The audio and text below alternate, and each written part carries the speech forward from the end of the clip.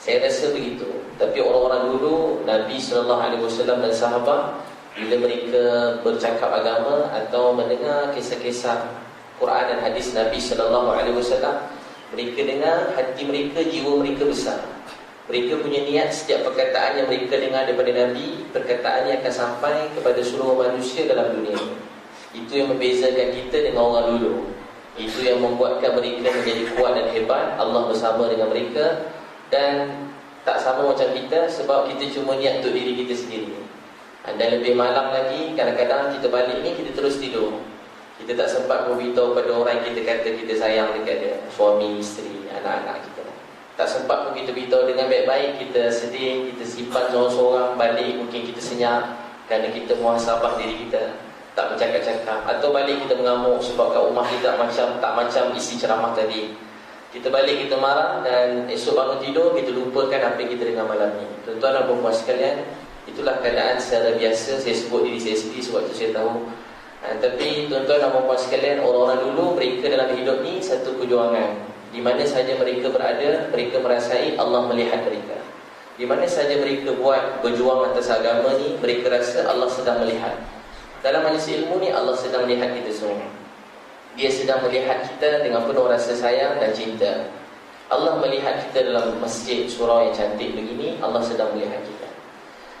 Dan dia tak pernah tak lihat kita. Dia sentiasa mendengar kita. Kita berdoa dalam masjid, dia dengar. Kita doa naik kenderaan, dia dengar. Kita doa masuk tandas, dia dengar. Kita keluar tandas dah jauh, kita baca doa, dia dengar. Kita sedang puji Allah di tengah masjid, Allah dengar. Kita puji Allah tengah pasar, Allah dengar. Kita puji Allah dengan anak isteri kita, Allah dengar. Tuan-tuan dan puan-puan sekalian, sebab tu orang-orang dulu mereka hidup dalam dunia ni kerana Allah. Hidup kerana Allah ialah kemanisan yang sebenar-benarnya. Hidup tanpa merasai kebesaran Allah, kerugian yang sangat besar. Sehingga ulama-ulama menerangkan, satu musibah yang besar dalam umat ni ialah kita menyebut atau mendengar nama Allah tanpa rasa kebesaran dan kehebatan dia. Nama-nama orang dalam dunia ni memberi kesan dalam jiwa kita. Nama siapa-siapa pun. Contoh kalau kita tengah penat, getih, tiba-tiba kita dengar nama siapa-siapa, tuan-tuan suka, tak payah sebut siapa-siapa lah. Tuan-tuan suka siapa-siapa dalam dunia. Suka siapa bang? Siapa suka dalam dunia ni? Nama siapa-siapa artis ke. Daripada kita mengantuk, kita boleh terjaga daripada tidur kita. Daripada kita rasa macam nak tidur, macam nak meninggal tadi, rasa macam teruk sangat kerja, balik macam tuan-tuan ni Masya Allah berkorban daripada rumah, daripada tempat kerja mungkin bergegas balik. Dan dalam keadaan begitu penat, tapi nama seseorang yang dalam dunia yang kita kenali boleh buat kita terjaga dan hilang penat kita. Tuan-tuan dan puan-puan sekalian, sepatutnya kita, orang ni tak pernah bagi kita susup nasi pun. Orang ni tak pernah uruskan hidup kita pun. Kita tak hutang budi kepada dia pun mungkin. Tapi Allah Subhanahu Wa Taala yang seluruh hidup kita terhutang budi kepada dia. Bagaimana kita sebut nama dia Allah tanpa merasai dalam jiwa kita. Sebab tu orang dalam Quran, innamal mu'minuna alladzina idza dzukirallahu wajilat qulubuhum wa idza tuliyat 'alaihim ayatuhu zadatuhum imana. Orang mukmin yang sebenarnya, idza dzukirallahu wajilat qulubuhum, dengan nama Allah gemetar hati mereka. Wa idza tuliyat 'alaihim ayatuhu zadatuhum imana. Dengan Al-Quran dibacakan, bertambah iman mereka. Dalam hadis Nabi SAW, kata Nabi, bacalah Quran seperti mana ia diturunkan. Quran diturunkan dalam keadaan sedih dan sayu. Quran tak diturunkan dalam keadaan bergembira. Quran diturunkan dalam sedih sayu. Untuk itu bacalah Quran seperti mana ia diturunkan. Dalam hadis Nabi SAW. Jadi tuan-tuan dan puan-puan sekalian, Allah sedang melihat kita dan dia sangat sayang pada kita semua. Orang-orang dulu mereka mungkin orang-orang biasa, tapi mereka dikenali di sisi penghuni langit. Ada seorang sahabat, nama dia Zahir radhiyallahu anhu. Dia ni cuma orang kampung. Dia ni cacat, kulit hitam. Orang kampung cacat, kulit hitam. Dia jumpa Nabi, dia selalu bawa hadiah kat Nabi SAW. Jumpa Nabi buat beri hadiah. Sebab Nabi tu suka beri hadiah pada orang lain. Ada seorang sahabat nama dia nama dia jumpa Nabi SAW. Sebelum tu dia pensyair. Sampai depan Nabi, dia baca satu, macam kita kasidah lah, selawat. Dia baca depan Nabi SAW. Dia baca depan Nabi, kemudian Nabi dengar dia baca memuji dan selawat atas Nabi SAW. Nabi telah bagi dia satu kain serban Nabi, satu kain dekat bahu Nabi. Nabi bagi hadiah kepada dia. Sebab setelah dengar dia selawat atas Nabi, Nabi hadiahkan kain itu kepada dia. Bila dapat kain tu dia menangis dan dia kata, ya Rasulullah, ya Rasulullah. Nama dia, siapa nama sahabat tu? Maaf saya tak ingat kan. Kemudian Nabi hadiahkan dia. Bila dia dapat dia hadiah tadi, tiba-tiba dia menangis. Dia kata, ya Rasulullah, saya dah tak ada amal lain dalam dunia ni. Saya tak ada amal lain dalam dunia ni, sahabat. Ya Rasulullah, saya tak ada amal lain dalam dunia ni. Hadiah yang kau beri kepada saya ni, kain ni, saya akan gunakan buat kain kafan saya. Saya akan gunakan buat kain kafan saya. Ini adalah satu-satunya amal saya yang tinggal, yakni saya telah membuatkan kamu gembira. Dan saya berharap dengan hadiah ni, kain buat jadi kain kafan, menjadi penolong saya di akhirat nanti. Tuan-tuan dan puan-puan sekalian, sahabat nama Zahid tadi, dia Nabi nak satu masa buat Tirmizi. Nabi nampak dia dekat pasar. Nabi pergi daripada belakang, Nabi tutup mata dia. Nabi SAW bergurau dengan sahabat. Nabi mengasihi sahabat, bergurau, tutup mata dia daripada belakang. Nabi kata, siapa nak beli budak suruhan ni? Siapa nak beli budak suruhan ni? Siapa nak beli budak ni? Nabi dia bergurau, tapi Nabi tak cakap sia-sia. Nabi menghargai orang. Orang kulit hitam, orang kampung, orang cacat. Nabi hargai dia. Ini orang kenal Allah. Dia tak pandang orang dengan kehinaan. Walaupun dia orang mulia, keturunan mulia, dia orang dia pelihara oleh Allah. Dia orang begitu tinggi darjat di sisi Allah. Bahkan keturunan dia sendiri keturunan yang sangat baik. Daripada kecil semua orang kenal dia Al-Amin. Satu Mekah kenal. Tak ada anak muda yang lebih hebat daripada Muhammad sallallahu alaihi wasallam. Sebelum jadi Rasul, satu Mekah tahu tak ada orang lebih beradab, lebih berakhlak daripada Nabi sallallahu alaihi wasallam. Kita selalu dengar ni, tapi ini satu keistimewaan yang sangat besar. Nabi sendiri sama-sama bangunkan, letak angkat batu Hajarul Aswad. Nabi sendiri orang yang angkat. Nabi boleh jadi orang yang membuat kaum lain semua setuju. Semua kaum, macam-macam kaum ada, macam-macam bangsa. Sedangkan kaum masa itu mementingkan kaum masing-masing, bergaduh dan tak tahu sebab apa bergaduh. Lama-lama tak tahu sebab apa bergaduh. Tapi orang macam ni benarkan Nabi SAW jadi orang yang membuatkan mereka berdamai. Tapi macam tu akhlak Nabi daripada sebelum jadi dilantik jadi Rasul secara rasminya. Belum dilantik jadi Rasul masa 40, tapi dia dikenali orang begini mulia. Tapi dia tak pandang rendah orang lain. Dia nampak orang dekat pasar, orang yang cacat, kulit hitam, orang kampung tak terkenal, Nabi tutup mata dan bergurau dengan dia. Ini orang yang kenal Allah. Dia tak dihargai semua orang dalam dunia. Nabi kata, siapa nak beli budak suruhan ni? Dia kata, ya Rasulullah, kalau kamu jual saya, tak ada orang nak beli saya. Ya Rasulullah, kalau kamu jual saya, tak ada orang nak beli saya. Kata Nabi, Zahir, kamu tak dikenali dalam dunia, tapi kamu dicintai oleh Allah. Kamu dikenali di sisi penghuni langit. Kita semua kat mana tempat kita? Mungkin kita berdakwah, mungkin kita ustaz, mungkin kita siapa-siapa ahli masjid. Agak-agak tuan-tuan pernah fikir tak, dekat mana tempat kita di akhirat nanti? Dekat mana tempat kita dekat akhirat nanti? Kita habiskan masa kita belajar-belajar berdakwah, hidupkan agama, tapi kita tak tahu tempat kita dekat akhirat nanti. Sahabat, dia tahu tempat dia di akhirat, tapi dia masih risau keadaan diri dia. Kita belum tahu tempat kita, tapi kita tak pernah risau tempat kita di akhirat. Tuan-tuan sekalian, mungkin kita dengar ni macam mimpi-mimpi, tapi satu masa kita akan jumpa dengan Tuhan kita. Ketika ni Allah sedang melihat kita. Dia sangat sayang kita semua, lebih daripada siapa-siapa pun. Untuk tu kehidupan kita sebenarnya ialah supaya Allah gembira dengan kita semua. Allah nak kita, Allah gembira, kita berjaya. Allah tak gembira dengan kita, kita gagal. Kita cuma nak Allah gembira dengan kita. Tak lama dah hidup dunia ni. Saya baru-baru ni saya asyik teringat beberapa orang kawan-kawan saya meninggal dunia. Salah seorang kawan saya meninggal masa kami dekat masjid tengah malam. Masa tu saya baru umur 13 tahun, dekat Batu Pahat. Satu hari, satu malam kami ada program kat masjid iktikaf. Tengah iktikaf ni, tiba-tiba ada seorang saya masak buka puasa, masak lebih untuk sampai sahur. Giliran saya masak. Bila sahur kita panaskan je lauk, tak ada rajin nak masak 2 kali kan. Masak sekali je. Sekali dah masak makanan, sampai sahur panaskan pukul 5 pagi. Bila panaskan nak makan, ambil nasi, curah-curah, lauk tak ada, tinggal kuah je. Lauk tak ada, tinggal kuah. Siapa pula belasah ayam ni? Malah tadi dah agak dah ayam 2 ekor untuk 10 orang sampai malam dengan pagi. Tapi tiba-tiba dah tak cukup dah, 2 ekor setengah. Boleh habis ayam semua sekali. Siapa pula kerja tengah malam? Bukan kucing. Kalau kucing bertabur, ni orang je kerja. Rupa-rupa seorang kawan saya, maaf badan dia besar, dia ni suka tertidur-tidur. Masa kalau majlis macam ni belum apa-apa dia dah tidur dah. Perempuan tak ada macam tu kan. Dia baru mula dah tidur dah. Saya pun selalu pandang dia ni tidur je kerja, 24 jam tidur je. Rasa nak ketuk kepala kawan saya tu. Malam-malam, rupanya dia yang malam-malam tanya dia, kenapa kau buat apa? Dia malam-malam dia gantah lauk. Malam-malam dia gantah lauk. Bila bangun pagi tak ada. Dia kata memang dia kat rumah, perangai dia makan malam-malam gantah lauk. Saya kata, yelah tu kat rumah kau, ni bukan kat rumah kau nak gantah-gantah lauk. Dia kata tabiat dia menyusahkan orang.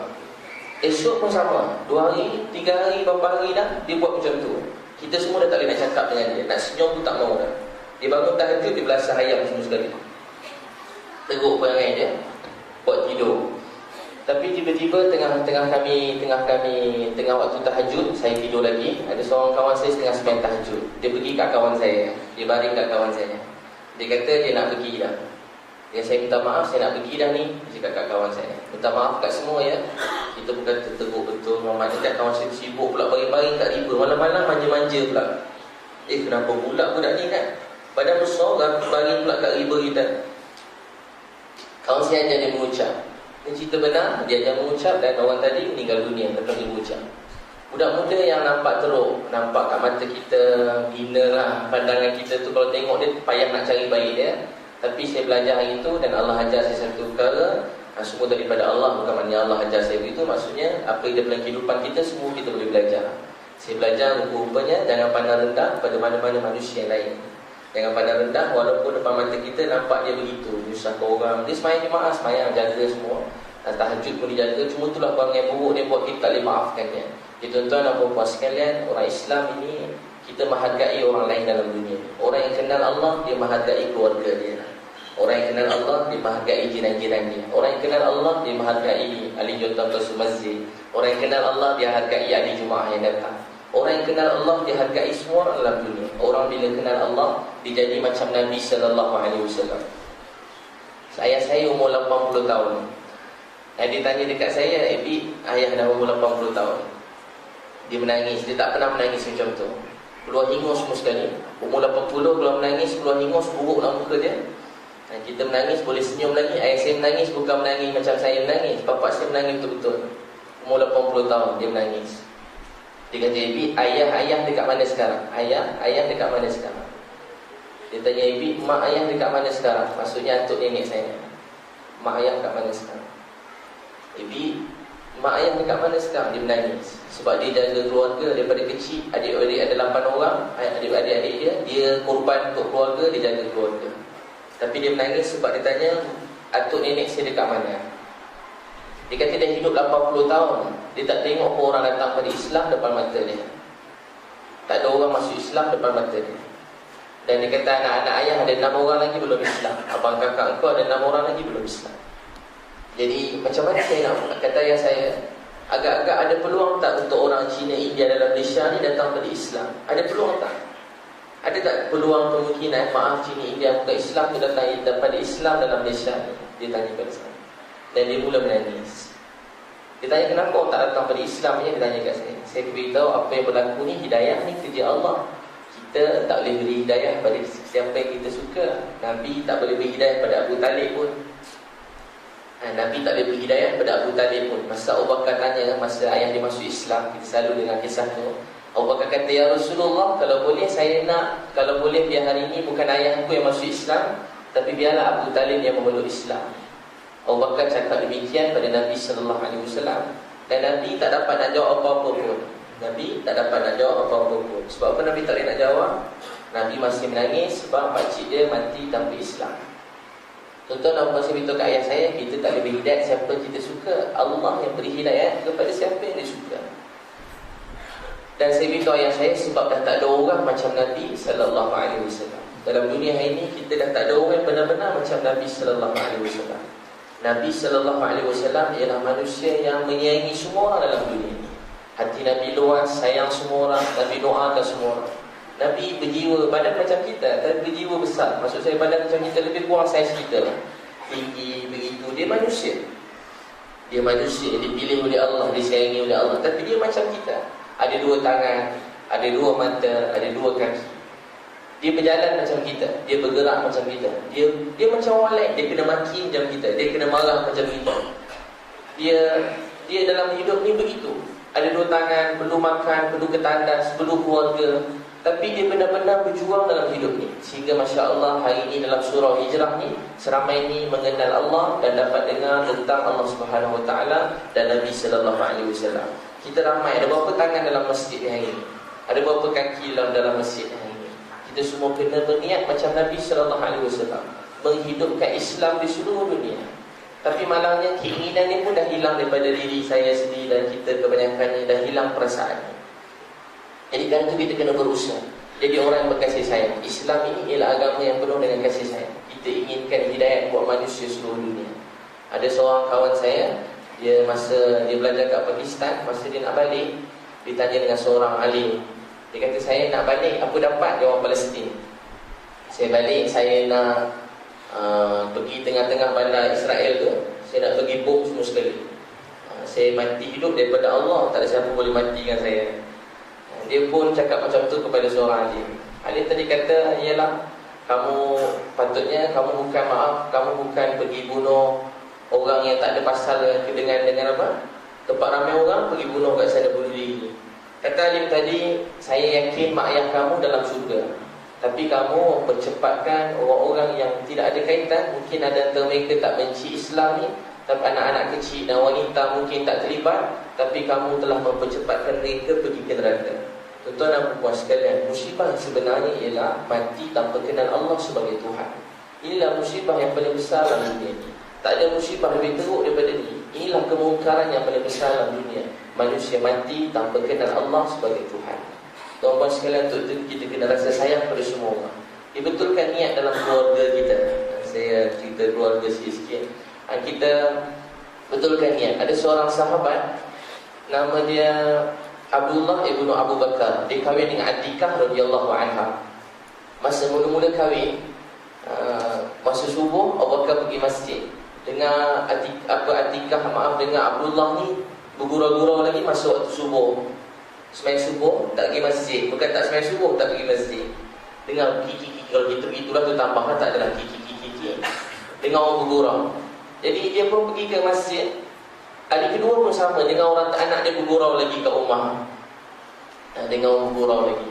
Anak dia dah kahwin pun, Abdullah dah kahwin pun. Hari ketiga pun sama. Dia panggil anak dia, "Hei Abdullah, isteri kamu telah melalaikan kamu pada mengingati Allah." Orang dulu 3 kali tak sembahyang subuh berjemaah. 3 kali tak sembahyang subuh berjemaah. Kata Abu Bakar, "Hei Abdullah, perkahwinan kamu telah melalaikan kamu daripada mengingati Allah. Ceraikan isteri kamu." Dia terus ceraikan isteri dia. Kerana meninggalkan sembahyang subuh berjemaah 3 kali, dia ceraikan isteri dia. Begitu besar nilai sembahyang subuh berjemaah ini, sehingga Atikah semakin rindu dengan Abdullah radhiyallahu anhu, suami isteri yang baik, saling merindui dan dua-dua bertaubat dan mereka rujuk kembali. Dan Atikah sentiasa doa, "Allahumma rzuqna syahadatan fi sabilik." Semua orang kahwin dengan Atikah meninggal dunia. Suami dia ramai, lepas seorang kahwin meninggal. Dia bertaubat sebab dia terkenal dengan kecantikan dia, dan dia rasakan dengan kecantikan dia semua sahabat-sahabat yang kahwin dengan dia telah menjadi lalai. Untuk tu dia telah doa, "Allahumma rzuqna syahadatan fi sabilik." Ada khalifah yang kemudian nak minang dia kata, "Kamu jangan minang aku, sebab aku telah doa semua orang dekat dengan aku akan mati syahid jalan Allah Subhanahu Wa Taala." Tuan-tuan dan puan sekalian, orang dulu benar-benar faham maksud kehidupan ini. Kehidupan kita ialah untuk Allah gembira dengan kita semua. Kalau dia gembira dengan kita, tak ada orang lebih berjaya daripada kita. Kalau kita Allah gembira dengan kita orang berjaya. Tengok 2 kali tak pergi subuh je. Hari ni agak-agak macam mana subuh dekat surau masjid kita. Orang datang subuh dekat masjid kat surau. Orang dulu tak pernah meninggalkan sembahyang jemaah.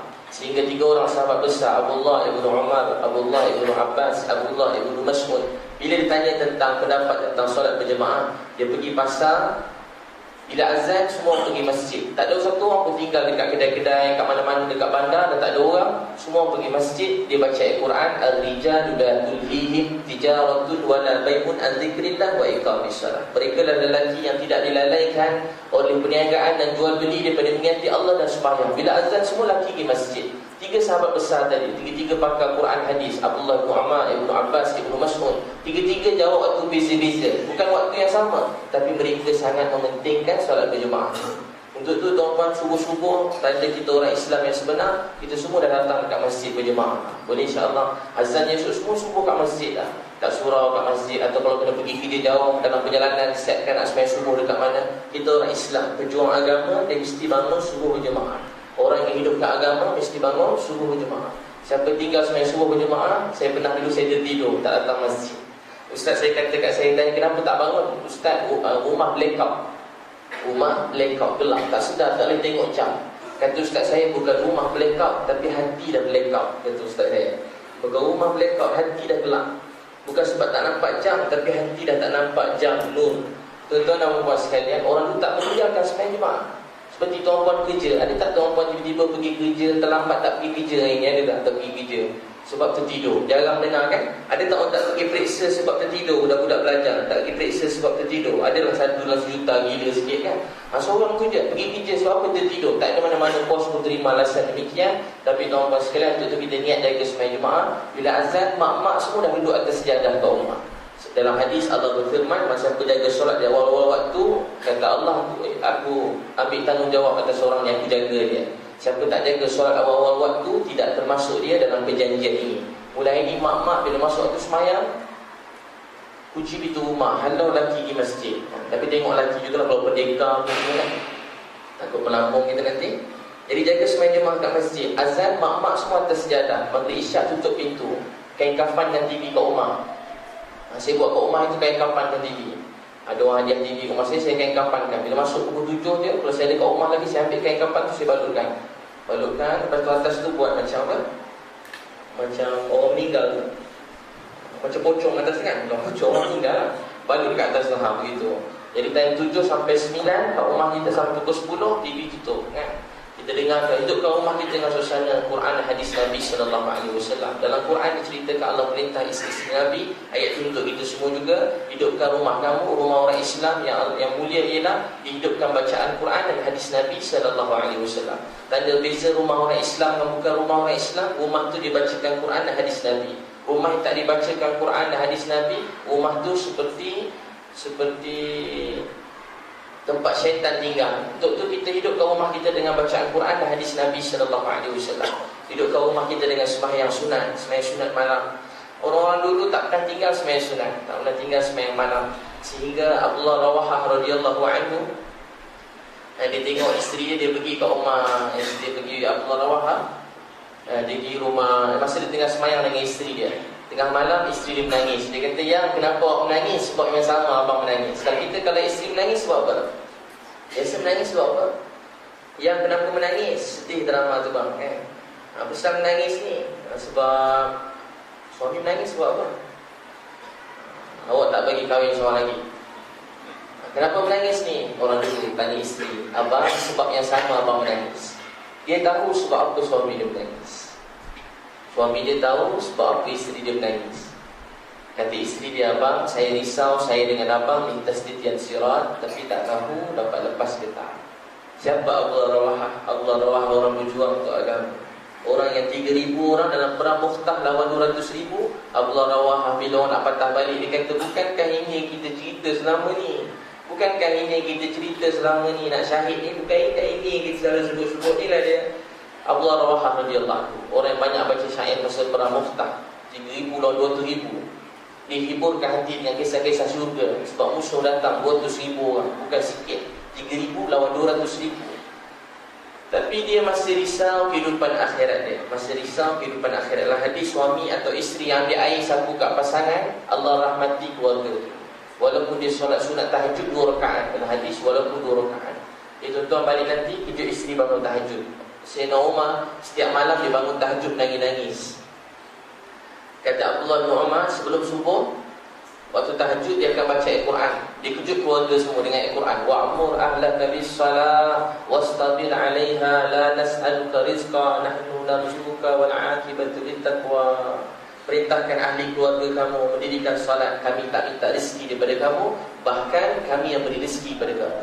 Bila malam dia kejut keluarga dia, kejut seluruh keluarga bangun tahajud. Allahu Akbar. Bukan sekali-sekala kata sahabat ni, setiap malam Umar radhiyallahu anhu kejut keluarga bangun tahajud setiap malam. Setiap malam dia kejut keluarga dia bangun tahajud. Sehingga Abdullah bin Umar kenangan dengan bapa dia dalam Hilyah kata Abdullah bin Umar, masa aku tengah solat, aku dengar bapa aku nangis masa jadi imam. Masa Sayyidina Umar jadi imam, bukan 3 orang makmum dia, bukan 10 orang makmum dia, bukan 100 orang makmum dia, tak berapa ribu sahabat masa tu. Mereka jadi imam, dia tak pakai mic. Kata Abdullah bin Umar, aku duduk 3 saf daripada belakang. Anak dengar bapa menangis, aku dengar ayah aku menangis sambil baca Al-Quran. Innama ashku basi huzni ila Allah. Kepada Allah aku hadapkan kesedihan dan kesusahanku. Itu doa Nabi yang buta, Nabi apa? Nabi Yaqub alaihissalam masa kehilangan Nabi Yusuf alaihissalam. Dalam Quran cerita tu Sayyidina Umar sebut ni sambil menangis. Kata Abdullah bin Umar, aku duduk 3 saf daripada belakang. Tuan-tuan, agak-agak kalau kita meninggal, apa kenangan kita untuk anak-anak kita? Ayah saya memang kalau balik surau, dia tengok TV sampai tengah malam. Ataupun apa kenangan kita? Tuan-tuan dan sekalian, orang dulu kenangan dia dengar bapa dia menangis, dia duduk 3 saf daripada belakang. Saya merayu tuan-tuan semua, saya pesan diri saya sendiri,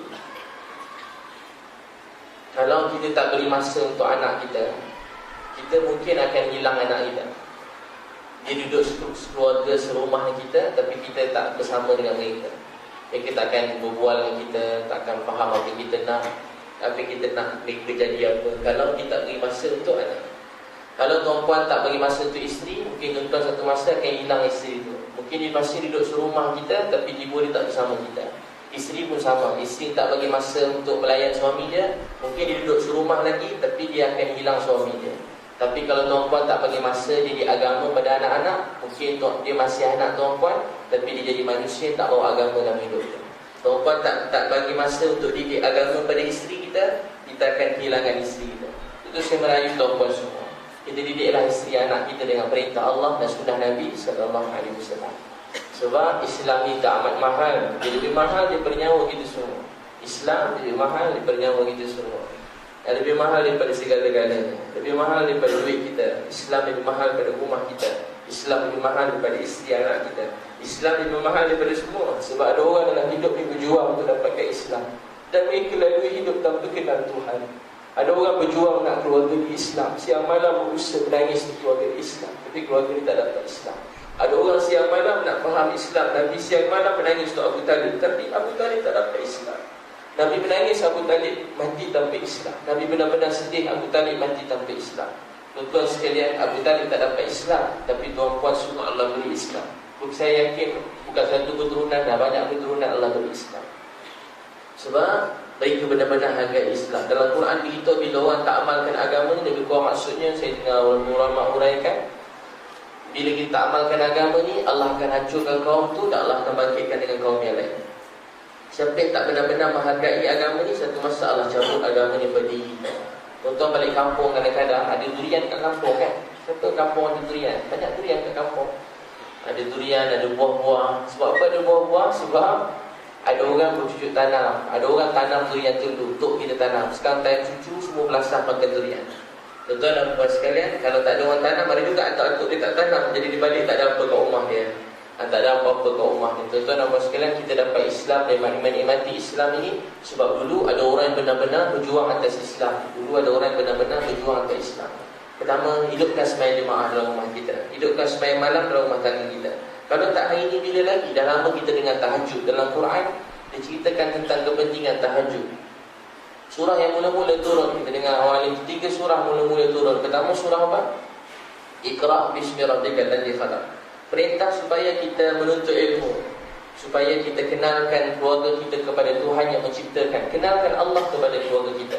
Kata Abdullah ibn Umar, kami mula-mula Islam, ta'allamna al-iman wa summa ta'allamna al-Quran. Kami belajar iman, kemudian kami belajar Quran. Ilmu yang mula-mula kita kena belajar ialah ilmu mengenal Allah Subhanahu wa taala, mengasihi, mencintai kebesaran Allah. Dan kata Aisyah radhiyallahu anha, kata Abdullah bin Umar, kami belajar iman, kemudian kami belajar Quran. Kerana itu apa-apa yang halal dalam Quran kami halalkan, apa-apa yang haram dalam Quran kami haramkan. Apa-apa yang halal dalam Quran kami halalkan, apa-apa yang haram dalam Quran kami haramkan. Tapi umat kemudian, kata Abdullah bin Umar, mereka belajar Al-Quran tapi mereka tak belajar iman. Mereka belajar Al-Quran tapi tak belajar iman. Sehingga apa jadi? Quran ada tapi mereka tak faham Quran. Yudillu bihi katsira wa yahdi bihi katsira. Dengan Quran ni ramai orang disesatkan, dan dengan Quran juga ramai orang mendapat petunjuk. Ramai orang disesatkan dengan Quran, dan ramai juga orang dapat petunjuk dalam Quran. Orang yang dapat petunjuk dalam Quran dengan Quran ialah orang yang mengikuti Quran dalam hidup dia. Orang yang mengikuti Quran. Surah mula-mula, kenalkan keluarga pada Allah. Nabi SAW letak Ibnu Abbas kat belakang. Nabi tak pernah cakap sia-sia. Nabi menjauhi cakap sia-sia. Ada seorang sahabat mati syahid, semua kata dia ahli syurga. Nabi kata belum lagi. Ada tak lidah dia bercakap yang sia-sia? Ibnu Abbas Nabi dukung bergurau dengan anak-anak. Bergurau dengan anak-anak Nabi SAW buat dengan saudara budak-budak kecil Nabi bergurau. Allahu Akbar. Sehingga ada seorang sahabat, anak dia datang, dia ambil, dia peluk, dia cium perempuan. Nabi kata, kamu sayang anak kamu? Ya Rasulullah, saya sangat sayang anak saya. Kata Nabi, masa kamu peluk sayang anak kamu, rahmat Allah mencurah-curah pada kamu. Maaf, yang lain Islam beritahu, kamu peluk anak kamu, ketika ni Allah menyayangi kamu lebih daripada kamu sayang anak kamu. Masa kita peluk anak kita, rahmat Allah mencurah-curah. Nabi letak anak dekat kaki, Nabi hayun-hayun anak kat kaki. Nabi pernah buat. Nabi pernah letak anak, bukan anak lah, cucu beliau, anak saudara dia letak kat belakang, Nabi tunggang. Tapi Nabi tak cakap sia-sia. Nabi kata kepada Ibnu Abbas, ihfazillah yahfazka, jagalah Allah, Allah jaga kamu. Untuk itu dalam keluarga kita berpesan begini, jagalah Allah, Allah jaga kamu. Kenalkan keluarga kita kepada Allah. Beritahu nak yang bagi rezeki pada kau Allah. Anak Allah yang jaga berpelihara kita. Anak kecil-kecil lagi, siapa beri apa bagi coklat ni, nenek bagi. Siapa beri? Allah beri. Baik tak Allah? Baik Allah. Sedap tak makan lagi? Sedap. Saya bagi sedap Allah. Baik tak Allah? Baik Allah. Di mana-mana doa dengan Allah. Anak-anak ni doa dengan Allah. Anak kata, Yaya nak makan tutti frutti. Nak makan tutti frutti. Anak kecil kan? Anak kecil lagi. Pergi jalan, parking tak ada. Ya Allah nak parking. Ya Allah nak doa. Ya Allah nak parking, dapat parking. Terima kasih Allah. Baik tak Allah? Baik Allah. Saya puji Allah supaya anak kita kenal betapa baiknya Allah kepada dia. Sedap ni anak-anak sekarang nikmat banyak mencurah-curah. Takkan kita nak tahan pula semua sekali kan? Kena beri juga dah duit kita banyak. Anak-anak pun ada. Bukanlah maksudnya hidup kita dah macam tu. Kat bandar ni KL, Selangor ni semua pakai beli je dah. Tapi apa kita nak buat? Beritahu, kenalkan anak kita. Baik tak Allah? Nak baik Allah. Kenalkan Allah kepada keluarga kita. Kenalkan Allah kepada keluarga kita. Ajar anak kita jangan takut siapa-siapa. Takut cuma pada Allah. Orang dulu tak pernah takut selain daripada Allah. Hanya takut pada Allah. Orang Islam tak takut apa pun. Orang Islam hanya takut pada Allah. Jangan takut pun. Dengan mereka pun jangan takut. Takut pada siapa? Pada Allah. Naik kapal terbang, tiba-tiba tengah naik, takdir Allah kena tembak, jatuh. Berjaya ke gagal? Kalau dalam kapal terbang taat perintah Allah, sebut nama Allah, tak lalai, tak buat maksiat, jaga sembahyang, kalau mati selamat, berjaya ke tak berjaya? Berjaya. Tapi kalau naik kapal terbang, selamat pun kapal terbang, mendarat elok, tapi atas kapal terbang balasan minum arak, tinggal sembahyang, borak pramugari. Apa jadi? Kalau selamat pun gagal. Orang Islam dia hidup pun berjaya, mati pun berjaya. Ini sahabat radhiyallahu anhum ajma'in.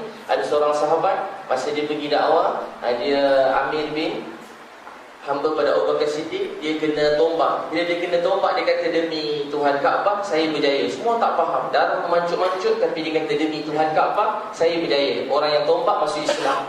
Orang yang tombak masuk Islam. Dengar kena tombak, dia kata demi Tuhan Kaabah, demi Allah saya telah berjaya. Orang yang taat perintah Allah, tombak masuk kat dada pun kan sakit, tapi Allah bukakan syurga depan mata dia sebelum roh dia cabut pun. Allah buka syurga depan mata dia, walaupun dia kena tombak. Ini sahabat-sahabat, mereka berjaya. Ada sahabat sampai Ja'far bin Abi Talib kan, dia sahabat berjuang masa perang Mu'tah, tangan dah tercabut ke bawah. Tangan tercabut, tarik tangan sebelah. Tangan tercabut, tarik ke pijakan kaki, tarik sebab lambatkan perjuangan dia. Hasan radhiyallahu anhu masa nak kena bunuh, orang ugut. Takut ke? Dia kata, ya Allah, kau takutkan aku dengan mati? Dengan matilah aku berjumpa dengan Tuhan aku. Dengan mati aku berjumpa dengan Tuhan aku. Kalau hidup pun berjaya. Kisah sahabat 8,000 orang lawan dengan 100,000. Masa lawan dengan orang Rom 100,000, mereka kena kepung. Kata Wasilah bin Asqa, masa kami kena kepung, biasa kami bersyair-syair, keluar syair. Terbau macam Anas bin Nadar masa kat Bukit Uhud, dia kata aku, musuh datang atas bukit. Dia orang lain dah lari tak bukan. Musuh datang, dia kata aku terbau syurga daripada Jabal Uhud. Dia nampak musuh datang, dia kejar musuh tu. Musuh depan tak nampak pedang. Kalau kita kelabu dah mata tu tak payah pedang lah. Kita kalau terkena pisau pun dah berjerit dah. Tiba-tiba pada depan musuh tak nampak orang Islam lain dah kat perang Bukit Uhud. Tapi kata Anas bin Nadar, dia syahid salah seorang 70 orang syahid kat Bukit Uhud. Dia kata aku terbau syurga daripada Bukit Uhud. Aku terbau syurga daripada Bukit Uhud. Sahabat nak dicampakkan dalam api, nak campak dalam masa nak dijampak dalam air yang mendidih. Masa Abdullah bin Muzaffar radhiyallahu anhu, sebelum ada sahabat, bila sebelum tu dia kena campak dalam air yang mendidih. Jemaah lain tengah-tengah campak dalam air yang mendidih, tiba-tiba semua menangis. Dia dah mula menangis. Raja tengok dah takut dah. Dia kata bukan takut, dia nak kena campak. Raja kata kalau kau mengalah awal-awal tadi tak kena macam ni. Bila campak dalam air yang mendidih, apa dia kata? Sebelum dia kena campak, Abdullah bin Zafar, mula jemaah sahabat pergi sampai dakwah kat situ.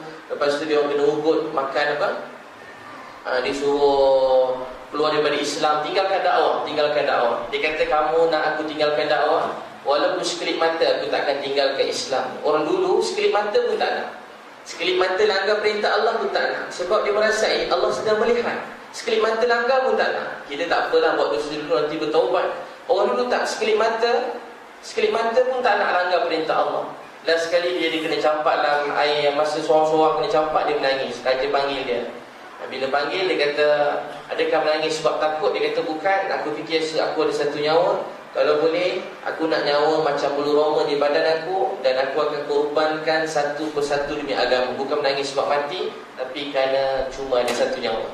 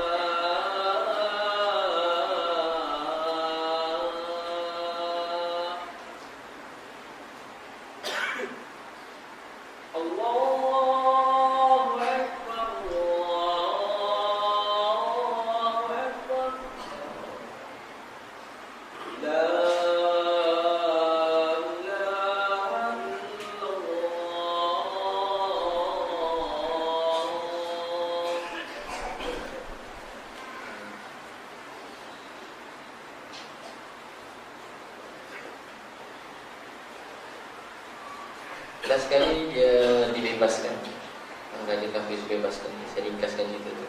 Wasilah bin Asqa last sekali dia kata 8,000 kena keliling dengan 100,000.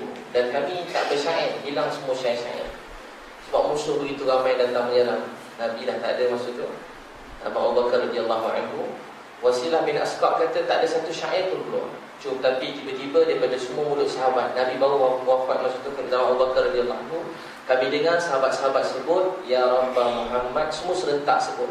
Tiba-tiba mereka diingatkan Nabi sallallahu alaihi wasallam. Sahabat selalu begitu. Bila apa-apa musibah datang, mereka cintakan Allah, ingat Allah, dan mereka selalu diingat Nabi sallallahu alaihi wasallam. Tuan-tuan sekalian, orang yang kenal Allah, bila apa-apa musibah datang macam ini, apa-apa terjadi, orang jauh pada Allah, yang mula-mula kita patut ingat macam mana Nabi dulu berjuang, berusaha, berkorban. Itu orang Islam. Sebab kita dapat nak bayangkan bagaimana nak hidupkan agama tanpa Nabi sallallahu alaihi wasallam.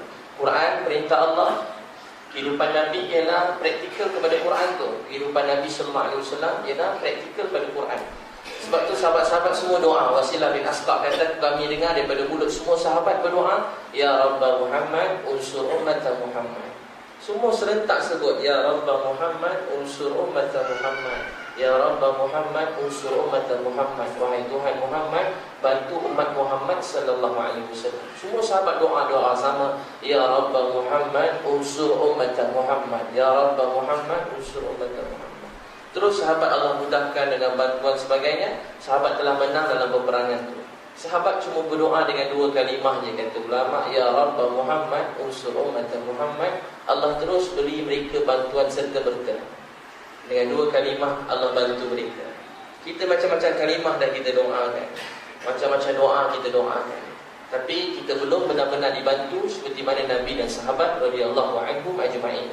Sebab mereka menunaikan hak pada agama ni. Mereka berjuang atas agama ni, sehingga mereka dah penat, habis-habisan, dah letih, berdarah-darah. Sebab tu Allah bantu mereka. Tapi kita, kata ulama, nak tahu apa dalam hati kita, tengok apa kita doa tengah malam. Apa tuan-tuan doa tengah malam? Apa yang kita menangis tengah malam? Tengah malam? Tak ni. Kalau pergi umrah haji, apa kita menangis masa depan Kaabah? Apa kita menangis? Atas apa kita menangis? Kenapa kita menangis? Sebab kita banyak berusaha. Satu orang peniaga, dia akan doa, ya Allah, bagilah dapat buka lagi 3 kedai peniaga. Ya Allah, saya buat training. Ya Allah, menangis, bagilah projek training banyak sikit. Tuan-tuan nangis apa? Ya Allah, nak kahwin, tak kahwin. Ya Allah, nak kahwin, beri jodoh, nak kahwin, nangis. Ada orang tak dapat anak, doa untuk dapat anak. Atau apa-apa kita doa. Tak salah doa tu. Dalam hadis beritahu, kalau kita putus lipa pun kena minta dengan Allah. Tapi saya nak beritahu kepada sekalian, orang dulu menangis untuk manusia lain. Itu tangisan mereka yang paling besar. Menangis supaya manusia dapat hidayah, menangis supaya manusia dapat mengenal Allah. Dan tangisan ni dah hilang hari ni. Dah tak ada orang menangis macam ni. Saya baru ni, saya balik pada Johor Bahru. Saya singgah dekat satu masjid itikaf.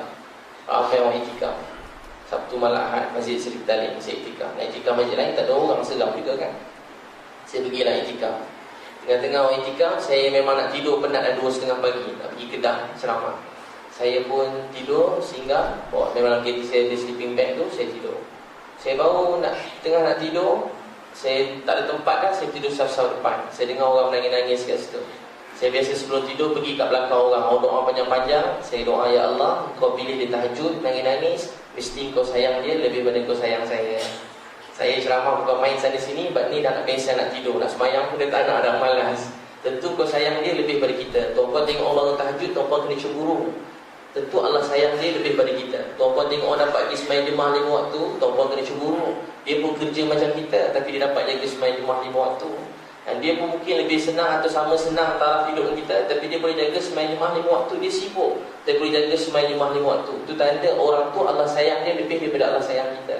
Kita tengok orang tu, dia boleh taat perintah Allah, itu tanda Allah sayang dia lebih pada Allah sayang kita. Bukan ukuran harta atau pakaian dia, tapi betapa banyak kebaikan dia buat dalam hidup dia. Saya tengok orang yang nangis, saya pergi belakang orang ni, saya doa, ya Allah, banyak-banyak dia doa ni, berilah sikit kat saya. Itu saya tidur berlegur lah. Bagi sikit lah, ya Allah, sungguh betul orang ni doa, bagi sikit kat saya. Tiba-tiba saya dengar ada orang nangis-nangis, saya pergi belakang dia. Sekali dia tengah doakan keluarga saya. Dia sebut nama bapak saya, Liu Yunpao. Dia sebut nama mak saya. Dia hafal nama abang kakak saya bukan Islam, nama Cina dia. Dia sebut nama Cina je ada nama Kristian juga. Dia sebut semua nama-nama Cina dia, adik-beradik saya. Dia sebut nama saya. Dia hafal nama anak saya. Dia doakan keluarga saya. Saya fikir siapa orang di tengah malam doakan saya. Saya mula rasa sedih. Sebab baru saya tahu nilai kalau kita ada kawan-kawan orang alim, orang baik-baik, Kita ni tak baik, tapi dapat ada orang alim baik-baik kawan-kawan kita. Orang macam ni mungkin tak bagi duit kat kita, tapi dia tak berhenti doakan kita. Jadi saya pun tengok siapa lah orang ni tengah gelap, rupa-rupanya tengah nangis-nangis. Bukan nangis sikit, nangis betul-betul. Orang kata keluar hingus hijau-hijau tu. Bukan nangis betul, saya memang sesama 2-3 hari lepas menangis tu. Pergi tengok-tengok, rupa-rupanya ni lah orang yang mula-mula dakwah keluarga saya dulu. Masa keluarga saya tengah hanyut, tak tahu hala tuju, orang ni dakwah keluarga saya. Tapi dia tak berhenti doakan keluarga saya.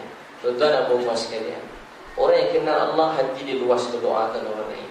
Untuk itu kita doakan mak ayah kita, pakcik-makcik kita, jiran-jiran kita, biras kita, mertua kita, menantu kita, sepupu kita, siapa-siapa yang belum doakan semua orang. Ini kita pernah doa pun biras kita, biraskan dalam doa kan, sebab dia garang sikit kita pun tak tegur dia, kita doakan dia. Dia sebut nama dia, anak-anak saudara kita, belah isteri kita. Kalau boleh kita ingat muka dia, kita doa tengah malam. Sahabat-sahabat, ada sahabat dia tampal nama-nama orang lain dekat dinding rumah dia. Ada 80 nama sahabat, ada 120 nama sahabat. Dia tampal malam-malam, dia sebut nama satu-satu. Dia doakan orang lain. Ini tanda kita dekat dengan Allah. Kita doakan semua orang dunia. Doakan ni kita punya, Allah hantar kita dalam keluarga kita, dalam kerja kita. Ada bos kita yang baik, ada bos kita mangkuk. Ada orang atasan kita baik, ada orang atasan kita mangkuk. Kita doakan dia, hidayah buat dia. Orang bawah kita, kita doakan dia. Semua dalam dunia kita doa, ya Allah, beri hidayah pada dia, kesian dia, beri hidayah pada dia. Sambil lalu di jalan di surau, nampak ada kedai Cina bukan Islam kat depan, dicontoh, lalu. Sambil lalu tengok, beli barang, dia buat layan kita baik, berlari-lari ambil barang kita nak. Tapi kita ada barang yang lebih mahal daripada barang dia nak bagi kat kita, tapi kita tak beritahu kepada dia apa dia, la ilaha illallah Muhammadur Rasulullah. Dah 7 tahun kita beli barang kat dia, tapi tak pernah nak terkeluar. Atau lebih malang lagi, tak pernah pun doakan dia. Tuan-tuan, kita kena doa orang lain. Dalam kereta tengok tengah cek, ramai orang bukan Islam lagi kat jalan raya, doa menangis untuk dia, doa untuk orang lain. Doa ni membuatkan dalam desain Muslim, siapa doa untuk saudara dia, malaikat datang kata, ya Allah, apa dia minta untuk saudara dia, beri jugalah kepada dia. Doa banyak-banyak. Tuan-puan hebat, orang kata, ustaz nak doa macam mana? Saya pun teruk nak doa ke orang macam mana? Saya pun teruk juga. Saya tahun lepas Maulid Rasul, ada seorang doktor kat rumah saya. Dia berbual panjang dengan saya, mak dia masuk Islam. Sebab apa? Sebab dia jaga mak ayah mak dia. Ayah dia dah tak ada, dia jaga mak dia. Mak dia tak nak duduk dengan adik-adik yang lain di India. Satu keluarga semua India, Kristian semua sekali. Keluarga dia semua tak nak, dia tak nak duduk dengan adik-adik lain, nak duduk dengan dia. Setiap hari Ahad dia hantar mak dia pergi gereja. Mak dia suruh hantar, dia hantar. Balik dia ambil, dia tunggu depan gereja. Tapi dia tak pernah berhenti doa untuk mak. Setiap kali nampak mak masuk gereja, dia menangis. Dia doa untuk mak dia. Satu hari, dia tengah hikmat-hikmat mak dia, berbual, picit mak dia. Mak dia tanya, kenapalah keluarga kau ni baik sangat? Kan anak-anak, kalau maafkan, kalau maaf saya setahu saya lah, jarang orang cium-cium tangan orang lain ni, melainkan dalam orang Melayu Islam ni kan, orang Islam ni lah yang suka hargai orang, picit-picit. Imam Syafi'i rahmatullah alaih, dia picit kaki mak dia. Sambil picit, dia cium kaki mak. Mak dia tanya, kenapa cium pula kaki mak ni? Tengah picit cium. Dia kata, mak, dekat sinilah syurga buat saya.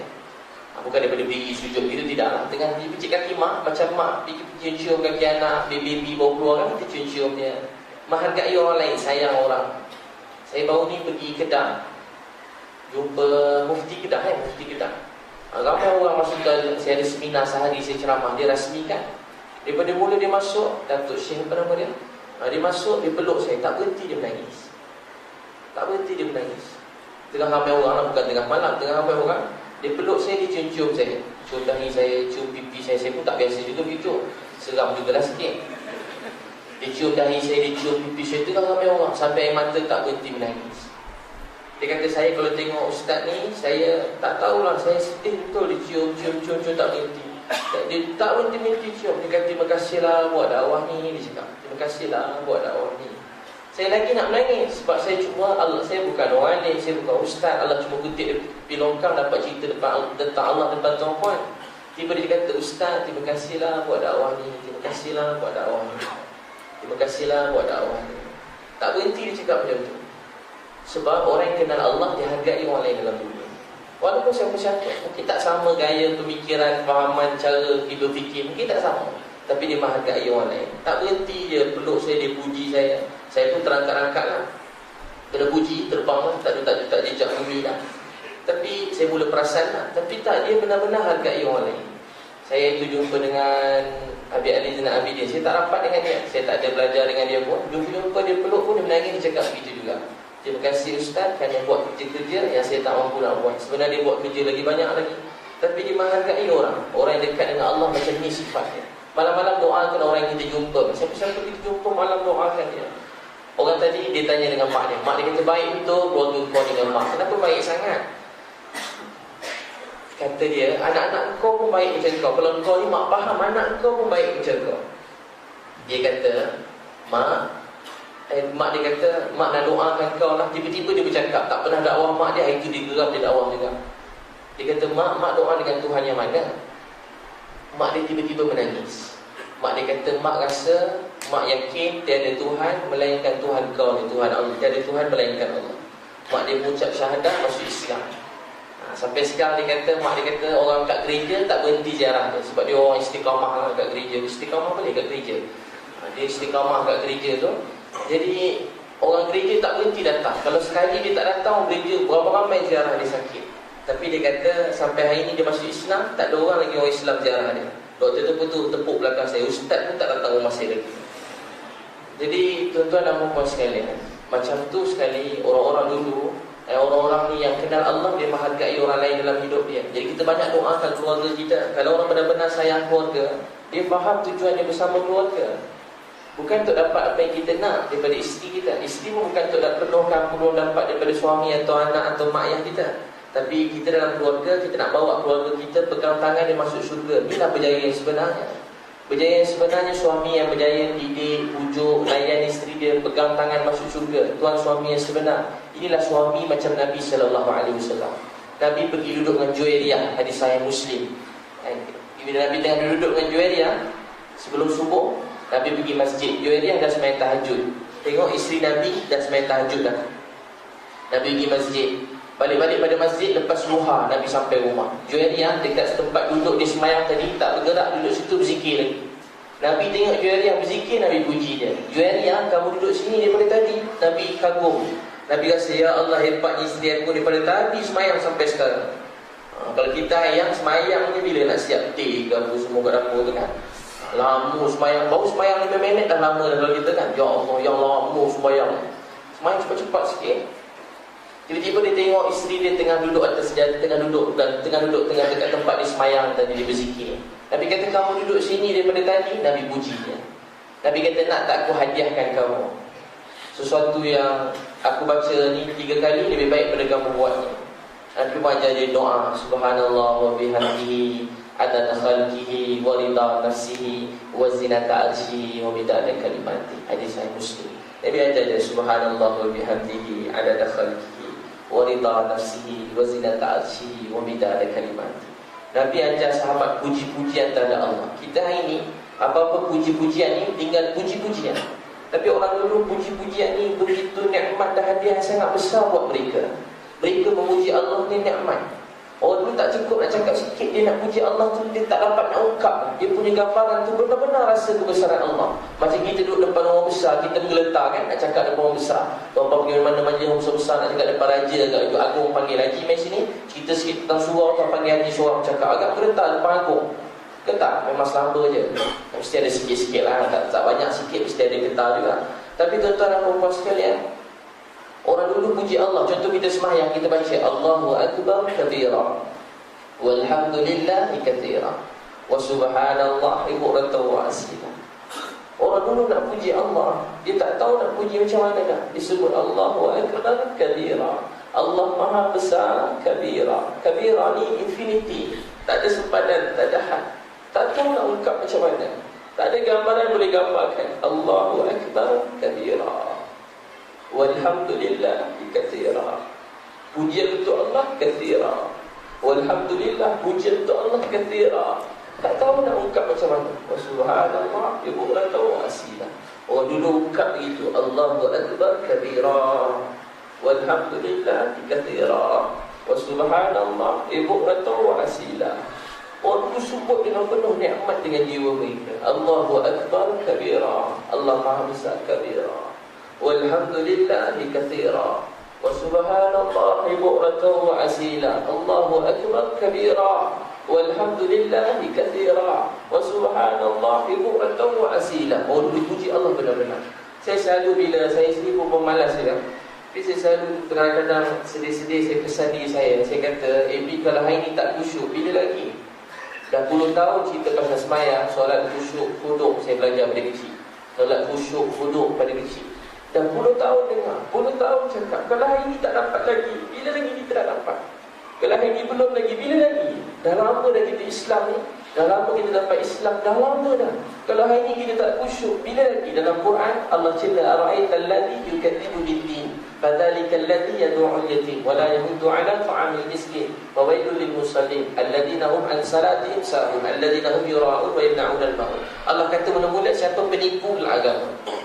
Allah tanya siapa penipu agama. Kalau saya cakap tak ada apa-apa makna. Kalau seorang raja cakap kita penipu, susah kita kat negara tu. Kalau orang-orang seseorang yang hebat dalam dunia kata kita penipu, susah. Orang besar cakap, orang yang ada pengaruh atau siapa-siapa cakap kita penipu, orang dengar cakap dia. Tapi tuan-tuan sekalian, yang cakap penipu ni Allah sendiri. Allah kata siapa penipu nak agama? Orang yang tak kesian orang miskin, tak tolong orang miskin, tak kesian anak yatim, tak tolong anak yatim, tak tengok orang tolong miskin pun tak suka tengok orang tolong miskin. Allah tambah lagi. Itu tadi dua perkara, orang miskin dan anak yatim tak kesian, tak nak tolong, tak suka tengok orang tolong. Allah kata ni penipu nak agama. Orang ni bukan dia penipu nak agama. Allah tambah fawailul lil musallin. Dan siapa dia? Allah beritahu celaka pula Allah tambah. Penipu, celaka orang yang sembahyang. Siapa dia? Fawailul lil musallin. Orang yang siapa dia? Orang yang lalai dalam sembahyang. Siapa celaka tu? Orang yang dalam neraka tu siapa dia? Orang yang lalai dalam sembahyang. Kata Sa'ad Abi Waqqas, aku tanya pada Nabi, siapa orang lalai dalam sembahyang? Kata Nabi, ialah orang yang suka melewat-lewatkan sembahyang. Orang yang suka melewat-lewatkan sembahyang. Kata Sa'ad Abi Waqqas, aku tanya sendiri pada Nabi, siapa orang yang binasa celaka tadi tu? Orang yang lalai tu siapa dia? Orang yang lewat-lewatkan sembahyang. Saya saja lewatkan. Untuk tu mulai hari ni mak-mak, kakak-kakak, saya benar-benar merayu mak-mak, kakak-kakak, termasuklah saya diri saya sendiri, merayu saya sendiri. Bila azannya kita tutup TV kita, tutup internet kita, tepikan handphone kita, kita duduk dalam saf. Kalau lelaki kat masjid, semua anak lelaki semua pergi masjid. Ayah-ayah bawa anak lelaki pergi masjid, pujuk dia. Kalau dah besar tak nak marah, takut lari pada rumah, peluk dia, cium dia, pujuk dia. Menangis beritahu, ayah dah silap 20 tahun, tak kau umur 20 tahun dah sekarang, 20 tahun ayah tak berjaya didik kau pergi masjid. Bukan salah kau, salah ayah. Hari ni ayah merayu sungguh-sungguh, marilah pergi masjid dengan ayah sama-sama. Marilah pergi sembahyang jemaah ke masjid sama-sama. Tu je yang buat ayah gembira. Kau bagi duit banyak mana kau habis juga, tapi boleh buat ayah gembira apa dia? Kau sama-sama dengan ayah di masjid. Kau pergi sembahyang jemaah 5 waktu kat masjid, ayah lagi gembira daripada kau dapat 4 flat kat universiti kau. Lebih ayah gembira lagi, merayu pada anak kita. Gunakan segala kebolehan yang Allah beri pada kita. Kita semua macam-macam kebolehan. Gunakan. Mak pun isteri merayu dengan suami. Suami tak pergi masjid, merayu pada dia. Pegang dia, buat baik, hikmat, layan, pujuk, buat apa saja. Nabi itu, abang saya cuma nak satu je. Saya nak abang pergi sembahyang jemaah dekat masjid. Azan dah siap dah, sebelum azan mak dah siap dah tolong ayat. Suami pemalas, ayatkan jubah-jubah dia, ayatkan baju Melayu dia, letakkan, siapkan, startkan kereta dia sebelum subuh, takut suami terlambat. Sampai dah suami tamat baru nak pergi masjid, tolong startkan kereta dia, pergi suruh pergi masjid. Pergi masjid, pujuk suami. Sebelum subuh, rumah orang Islam patutnya sebelum subuh dah bangun dah. Rumah kita dah hidup dah. Bila nak tidur cakap dah pukul 30 tahun tidur, nak tidur lagi hari ni. Allah perintah sembahyang subuh tak sampai 10 minit, hari ni nak tidur lagi. Jadi kita pergi sembahyang jemaah dekat masjid. Boleh insya-Allah begitu. Dijaga. Dan sampai mana kita? Banyak juga Seterusnya dalam rumah tangga kita, tadi saya beritahu dulu kat Mekah, yang bermula Nabi buat Iqra bismi rabbikal ladzi khalaq. Dalam rumah orang Islam, masa tu rumah Ibnu Abi Al-Arqam, ada wujud amalan belajar agama, ilmu disebarkan dekat rumah Ibnu Al-Arqam kat rumah dia. Dan semua rumah sahabat hidup rumah dengan baca Quran dan hadis Nabi. Yang Sayyidina Umar nak bunuh Nabi, jumpa Sa'ad cakap banyak, dia belasah Sa'ad kena pukul. Dia kata, kau sibuk Muhammad, adik kau masuk Islam. Dia berlari kat rumah adik dia, sampai-sampai dengan adik dia tengah baca-baca Quran dalam rumah. Dia masuk-masuk terus, dia belasah adik dengan adik ipar dia. Bukan sikit belasah, berdarah-darah, betul-betul. Sayyidina Umar belasah, bukan orang biasa belasah. Sayyidina Umar, Panglima bukan yang jalan orang, dia belasah adik dengan adik ipar dia, berdarah-darah dalam rumah. Lepas tengok berdarah, dia kesian tak. Khabab dah menyuruh, Khabab tengah mengajar adik dia, menyuruh balik pintu, menyuruh. Tak keluar-keluar Khabab, itu kan mengajar. Ustaz dah menyuruh lagi lah kan, mampus kan. Habis kena belasah, menyuruh ke belakang. Lari. Tengah menyuruh, Khabbab menyuruh. Allah, Khabbab tak datang pergi perang tak, dia menyuruh. Seram juga dia tengok si Umar datang, dia menyuruh. Kemudian adik dia kata, kamu ikut Muhammad? Kata si Umar. Akan tanya ke adik dia kata, macam mana kalau agama Muhammad ni lebih baik pada agama nenek moyang kita? Yang Umar dah mula pandang, tadi dah belasang. Dia kata, dia nampak Quran. Dia kata, nak tengok tu Quran tu. Adik kata, tak boleh. Kamu tak suci, tak bersih, kotor. Kan orang, kan bukan betul sangat dia punya istinja tu semua kotor, betul nak pegang Quran. Bersihkan diri kamu. Dia terus dengar. Dia bersihkan diri dia dan kemudian dia dengar Quran. Dia dengar surah Taha kan, sampai tu dia dengar. Sampai ayat akulah Allah tiada Tuhan melainkan aku. Dia dengar ayat tu, dia terus hati dia lembut dan dia nak jumpa Nabi sallallahu alaihi wasallam. Umar Islam begini. Ada Quran dan hadis Nabi sallallahu alaihi wasallam. Saya minta tuan-tuan, kalau tuan-tuan buat macam ni, mungkin dunia belum berubah, tapi insya-Allah keluarga kita berubah. Kita tak nak ubah siapa-siapa, Allah ubah dengan rahmat dia. Saya benar-benar yakin siapa dalam rumah dia baca Quran dan hadis Nabi, rumah tangga dia pasti berubah. Walaupun dia cuma seorang wanita yang lembek, yang lembut, yang tak mampu apa-apa. Walaupun dia cuma seorang anak budak kecil yang tak boleh, mungkin umur 10 tahun belum boleh dakwah bapak dia. Orang macam ni pun kalau dia wujud ke rumah dengan amalan agama, rumah dia akan berubah. Muaz bin Amr bin Jamuh, bapak dia ketua orang kaya betul, bahala besar depan rumah. Ringkas cerita lah, sekali Muaz bin Amr dapat bahala tu kena buang semua sekali. Bapak dia dah pening tengok budak-budak dah ikut baginda Muhammad sallallahu alaihi wasallam, ikut Nabi sallallahu alaihi wasallam. Dia bebel dekat isteri, dia kata, ya budak-budak muda kampung semua dah rosak ikut Muhammad. Tiba Muaz bin Amr bin Jamuh, Muaz kata apa? Dia panggil, kata, mak dia kau sibuk marah anak orang, anak kau pun dah masuk Islam. Muaz pergi depan bapak dia baca surah Fatihah. Habis dia baca surah Fatihah, bapak dia tu nak masuk Islam. Tuan-tuan dan puan sekalian, istiqamah anak di atas agama ni, Allah beri hidayah pada bapak dia. Dan bapak dia mati syahid untuk agama ni. Orang dulu macam tu rumah tangga dia. Saya dulu masa saya kecil-kecil, saya cerita dengan puan ni, dah 9-10 dah habis laju dah cakap tu. Tak tahu tuan-puan sini memang baik-baik macam ni dengan ceramah. Saya tak pernah tengok muka orang macam ni sungguh-sungguh dengar. Biasa saya cakap pelan-pelan, saya tengok muka orang. Kalau muka macam sayu, saya pun pelan-pelan. Dia nampak muka macam nak pergi perang, seperti yang saya laju-laju. Tanya mana jarang ceramah macam ni. Tuan-puan biasa dengar saya ceramah kan, tak ada cakap laju macam ni. Kemudian saya masa umur 12 tahun, saya rasa kalau cerita kat tuan-puan ni macam mimpi. So apa macam mimpi? Sebab saya macam tak terfikir betul ke tak betul. Tapi itulah hakikatnya Allah yang beri, bukan kita. Macam tak betul, tapi betul dah jadi. Bukan cerita mimpi buat kat kepala. Kalau saya cerita abang-abang saya semua dengar, dia orang pun mesti menangis juga. Setiap kali kalau saya cerita abang saya ada, kalau tuan tengok ada abang adik saya tengah dengar ni, mesti orang lari keluar. Sebab dia tak tahan dengar, dia orang akan menangis. Setiap kali kalau saya nak cerita ni, dia dah cabut lari dah. Abang atau adik saya, dia tak boleh duduk. Kalau duduk dia menangis. Masuk bilik dia bantai menangis dua orang. Abang adik saya seorang selalu ikut saya ceramah mana, dia orang pun ceramah juga. Bila macam ni, minta kata kalau dia ada kat sini, mesti dia keluar. Saya geram juga, aku ceramah, korang keluar. Korang ceramah, aku dengar. Saya pun kata macam mana adik-adik ni kan. Orang lain dengar, adik tak dengar. Tu mungkin ustaz tu penipu kan. Orang lain semua nak dengar, bini dia sebentar nak dengar. Itu maknanya suami dia tengah menggoreng lah tu. Kalau isteri kita tak nak dengar ceramah kita, orang lain semua dengar. Kalau dia tak kena, saya pun dah risau ni. Anak-anak orang lain hafal ceramah saya. Anak saya tak hafal lagi. Anak-anak orang lain jumpa saya hafal ceramah saya. Lepas saya baca, mak baca macam saya. Bukan sedap pun baca ikut. Saya baca budak kecil. Sebab mak dia kajian dengan IQ belakangnya. Anak dia boleh ulang ceramah saya. Sebiji pula tu. Ada seorang tu dia boleh cuba motivasi pagi yang ketiga kat IQ. Dia ulang. Dia hafal yang pertama, kedua, ketiga, ada 25 siri tu. Dia hafal. Ya Allah, sama pula tu. Kemudian abang saya sebab tak tahan dengar. Satu hari tuan-tuan, masa saya umur 12 tahun, saya duduk kat rumah. Keluarga saya ni memang bukan sikit teruk, habis jahanam lah. Saya tak bagus cerita tapi saya cerita juga. Mudah-mudahan tuan-puan ada yang jahat dengan saya berubah nadanya ya. Tak ada nampak ni sebaik-baik. Tengah saya sampai kat kampung saya, tuan-puan dengan Oktoberfest tu baru-baru ni kan.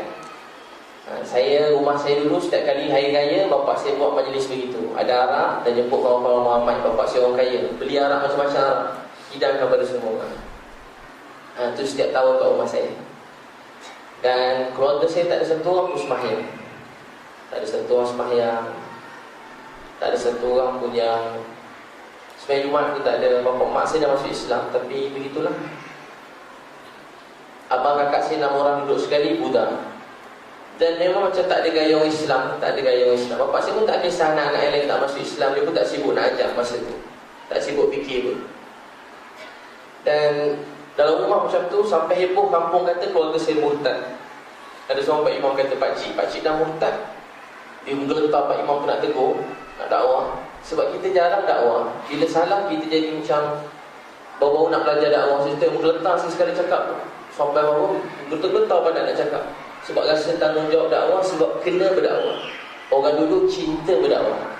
Kita kena berdakwah. Sebab tu kita nampak orang ni kena tegur. Nanti kalau tak, ustaz kalau tak tegur, saya kena hukum tak kat akhirat. Beza kan? Nabi SAW tak pernah berehat daripada dakwah. Saya sentiasa terfikir, kadang-kadang sibuk-sibuk sikit lah, belajar-belajar sibuk-sibuk sikit, penat-penat sikit dakwah, penat-penat sikit, letih-letih sikit. Baru 3 hari je, lepas tu rasa macam nak cuti dah. Oh dah 3 hari ni rasa kena tidur pula sehari. Penat 3 hari macam wali Allah kan, terbang semayang malam kan, berdakwah pada pagi. Saya panggil dakwah maraton. Lepas subuh, masa saya kat universiti, lepas subuh sampai pukul 12 kami cuma rehat semayang pergi jumpa orang. Pada lepas subuh sampai lepas tengah malam pergi dakwah orang. Sampai macam nak meninggal lah. Rasa penat ke, tengah malam buat macam tu. Tapi sehari lepas tu esok tu 2-3 hari je boleh buat. Lepas tu rasa macam nak tak larat dah, cukup dah tu rehat dulu lah. Semayang rasa nak berehat. Orang kata kat ayah saya, pakcik murtad. Saya kata kenapa pula? Sebab 3 kali tak sembahyang Jumaat. Saya kata bukan 3 kali, dah 20 tahun tak sembahyang Jumaat. Pak Imam kata astagfirullah, betul ni. Dan saya pakai rumah satu hari, seorang cikgu dalam kelas saya, cikgu matematik, darjah 6. Nampak kan? Kita tengok kat darjah 6, bingung keluar lagi agaknya. Tengok pun semacam kita nak dakwah kat darjah 6 pun malas. Dia kan, saya sendiri kadang-kadang tengok anak-anak kecil kan, dia punya main tu tak lagat nanti ceramah cerita Nabi ni. Tapi rupanya anak-anak suka cerita Nabi-Nabi, cerita sahabat-sahabat. Memang dia suka, dia dah harga cerita begitu. Tapi sebab cerita macam tu tak ada, terpaksa lah dia dengar cerita Spiderman. Kita pun tak faham sangat, dia terpaksa Batman. Apa lagi? Apa-apalah semua hero-hero semua dia tahu. Tak ada anak tak tahu, termasuklah anak saya sendiri. Semua kenal hero-hero ni sebab bapak dia kurang cerita sahabat. Cikgu tu kata tinggal satu solat 80 tahun dalam neraka. Cikgu tu ceramah dalam kelas, saya boleh ingat agaknya suku daripada semua ceramah dia. Dalam kelas tu, saya boleh ulang tak tahu puan, saya boleh ingat hari ni dia ceramah pasal hati. Okey, pelajar-pelajar nak dengar cerita pasal hati tak? Saya boleh ingat sampai hari ni. Nak dengar cerita pasal hati tak? Nak, belajar nak kan? Nak. Hati ayam sekilo harga sekian, budak bukan nak cerita hati lain cikgu. Baik, dia pun cerita hati-hati pasal supaya rendah diri. Dulu-dulu cerita-cerita lah. Tapi satu hari dia bagi ceramah tinggal satu solat 80 tahun dalam neraka. Dengar ni saya menangis masa saya budak-budak. Dia kata pakai terompah daripada neraka kepada otak menggelegar. Saya tak berhenti menangis. Saya cuma terfikir ayah saya dan fikirkan keluarga saya. Macam mana saya nak buat keluarga saya. Dan saya balik rumah, saya mula belajar hikmat. Tuan-tuan, kalau nak keluarga kita mudah dengan dakwah kita, kita kena banyak hikmat. Bila kita banyak hikmat, insya-Allah semua orang mudah dengan ceramah dan nasihat kita, terutamanya keluarga kita sendiri. Kat mana kita beri hikmat, orang suka dengan dakwah kita, orang akan dengar nasihat kita. Ada seorang yang di Indonesia yang ada madrasah pada bertatu-tatu, ada madrasah 1000 orang hari ini. Dia masa saya terjumpa dia, saya minta nasihat. Abang bagi nasihat sikit, Pak bagi nasihat sikit, dia pun bagi nasihat. Dia kata dulu dia dakwah-dakwah semua dah ramai berubah, tapi anak dia tak mau berubah.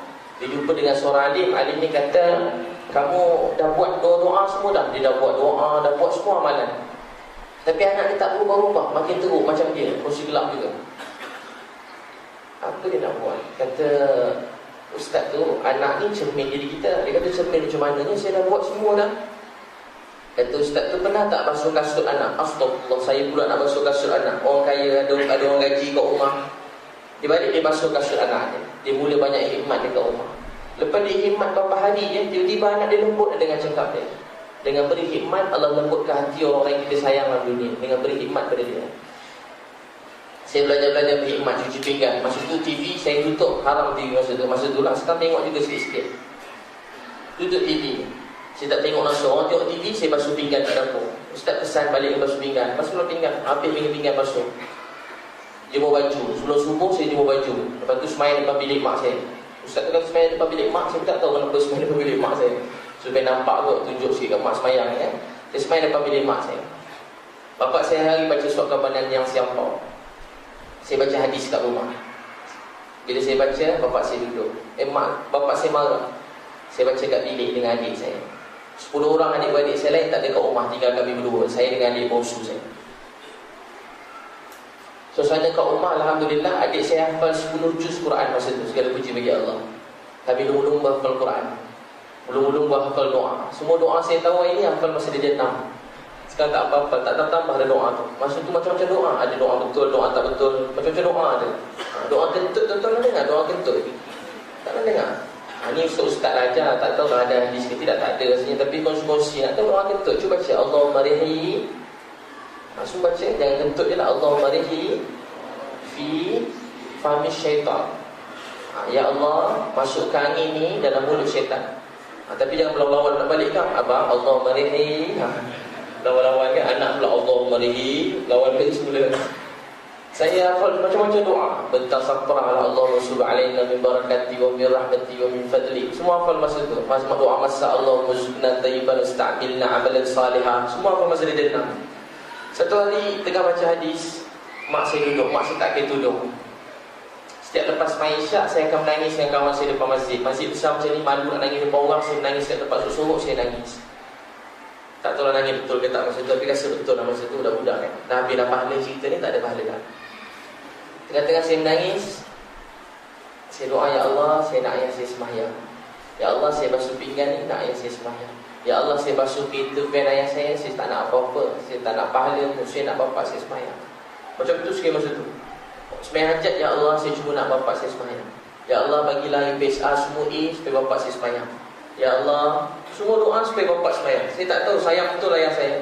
Mak saya ajar sayang ayah ni. Walaupun bapak saya tak pernah cakap garang. Angkat kayu dengan pegang parang, dua je bapak saya. Angkat kayu, pegang parang. Tapi mak saya tak berhenti puji ayah saya. Itu salah satu buat anak mudah dengar dan hormat cakap ayah dia. Mak saya tak berhenti puji ayah saya. Bapak saya tak pernah cakap dengan kami. Cakap tak pernah. Sampai sekarang, tak ada siapa berani cakap dengan ayah saya. Seorang pun tak berani. Garang betul. Memang garang betul sikit. Tak pernah cakap. Dia cuma tanya, ada duit tak? Sebab tak suka cakap Melayu. Tak suka cakap Melayu. Kalau cakap pelat-pelat. Ada duit? Tu dia tanya, cukup duit? Ataupun dia lipaskan kayu, dua je. Pukul 7 dia angkat kayu, anak-anak semua dah masuk rumah. Jiran-jiran sekali masuk. Cerita betul. Kalau pada Pahang tu nak pergi KL, dia kata jom gerak. Nak kencing tak jadi kencing, masuk semula. Daripada Pahang, KL Pahang, tak makan lah. Ayah saya takkan singgah makan. Kalau beli roti satu, dia tuah sangat. Sebab bapak saya, kalau mak saya tak ada, tak nak makan. Itu pula kelebihannya lah. Amal sunnah Nabi makan berjemaah. Dia tak mau makan. Mak saya tak ada, tak mau makan. Rasa macam nak pindah. Kerana kisah cerita mereka, kami menanggung. Semua anak-anak tahu benda ni. Tak berani nak cakap. Satu hari tengah saya baca hadis, mak saya duduk, mak saya menangis. Mak saya tak kena tudung. Di situ mak saya pakai tudung. Bukan tiba-tiba Allah beri hidayah. Saya tak pernah terfikir. Sampai masa tu ustaz kata kena sangka baik dengan ceramah kat masjid. Sangka baik. Hati manusia dalam genggaman Allah. Jadi setiap kali saya balik nampak bapak keluar bilik air, ya Allah, bapak semayang. Datang sebenarnya dalam otak tertahu bukan semayang. Ya Allah, bapak semayang pun tak pergi kencingnya.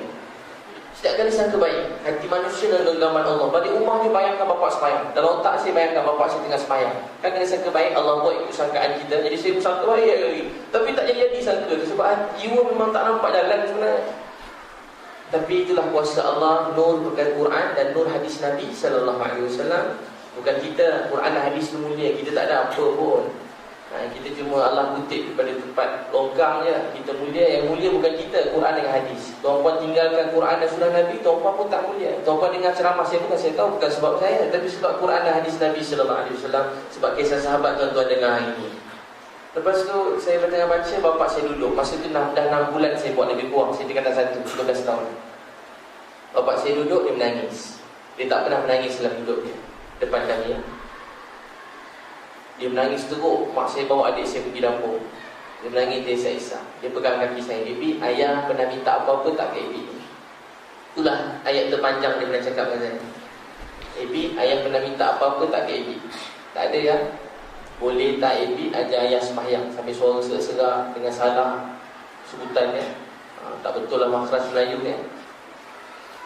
Dia sebut dan dia menangis. Dan itulah sembahyang isyak dia pertama. Lepas habis sembahyang, dia kata kat saya, Ibi, ayah tak baca apa-apa tadi, sah tak sembahyang?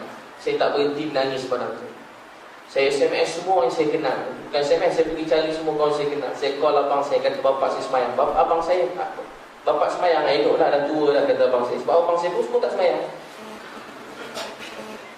Lepas tu tengah saya ni, bapak saya semayang. Esok bapak saya cepat-cepat uruskan masa tu kaya, beli rumah lain. Sebab kat rumah saya ramai bibi-bibi, kat rumah saya pergi bekerja, dia duduk rumah saya, bukan kebunnya. Bukan nak belagak kaya, belagak sikit lah. Beli rumah lain, semata-mata nak baca hadis Nabi. Di rumah lain, dia beli rumah tu urus cepat, beli, bayar mahal sebab nak duduk semayang syak baca hadis Nabi. Saya pergi, saya semayang syak 2 kali, terlebih warang. Tak surau sekali, kat rumah sekali. Sebab saya tak pernah tinggal semayang syak kat surau. Kawan-kawan saya dah mula risau. Semua haji-haji tengok, kawan-kawan saya semua tua-tua. Dekat 30 orang lepas isyak kami mesyuarat. Siapa kami nak dakwah, siapa belum kami dakwah. Lepas isyak, dekat 30 orang kat tempat saya lepas isyak. Dia tengok saya tak ada, semua dah buru saya. Tapi dah hilang tiba-tiba. Lepas isyak cabut, lepas isyak cabut. Dah apa dah jadi pula budak ni kan.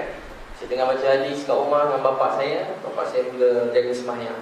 Tuan-tuan dan puan sekalian, bila Allah nak beri hidayah, tak ada siapa boleh halang. Bapak saya tu hari bankrupt, masa saya umur 15 tahun. Bankrupt, betul-betul bankrupt, miskin. Saya tak ada duit nak pergi sekolah. Saya pergi asrama, yuran saya tak pernah minta sedikit pada ayah saya. Saya duduk asrama berapa tahun, saya tak belajar mana-mana, saya pergi mana-mana, berdakwah mana-mana, saya tak pernah minta duit sedikit pada ayah saya. Saya cuma doa dan tak beritahu orang. Semua ingat saya anak orang senang, saya tak pernah minta pun. Sampai betul-betul susah, bukan sikit-sikit yang susah, betul-betul susah. Saya tak balik-balik kampung. Kuyuk jauh, tak balik kampung sebab tak ada duit nak beli tiket. Tak balik-balik. Tak balik-balik. Orang yang balik, saya menangis kat asrama dengan suara. Jerit dengan suara. Ya Allah. Gitu. Jadi kita drama aku menangis.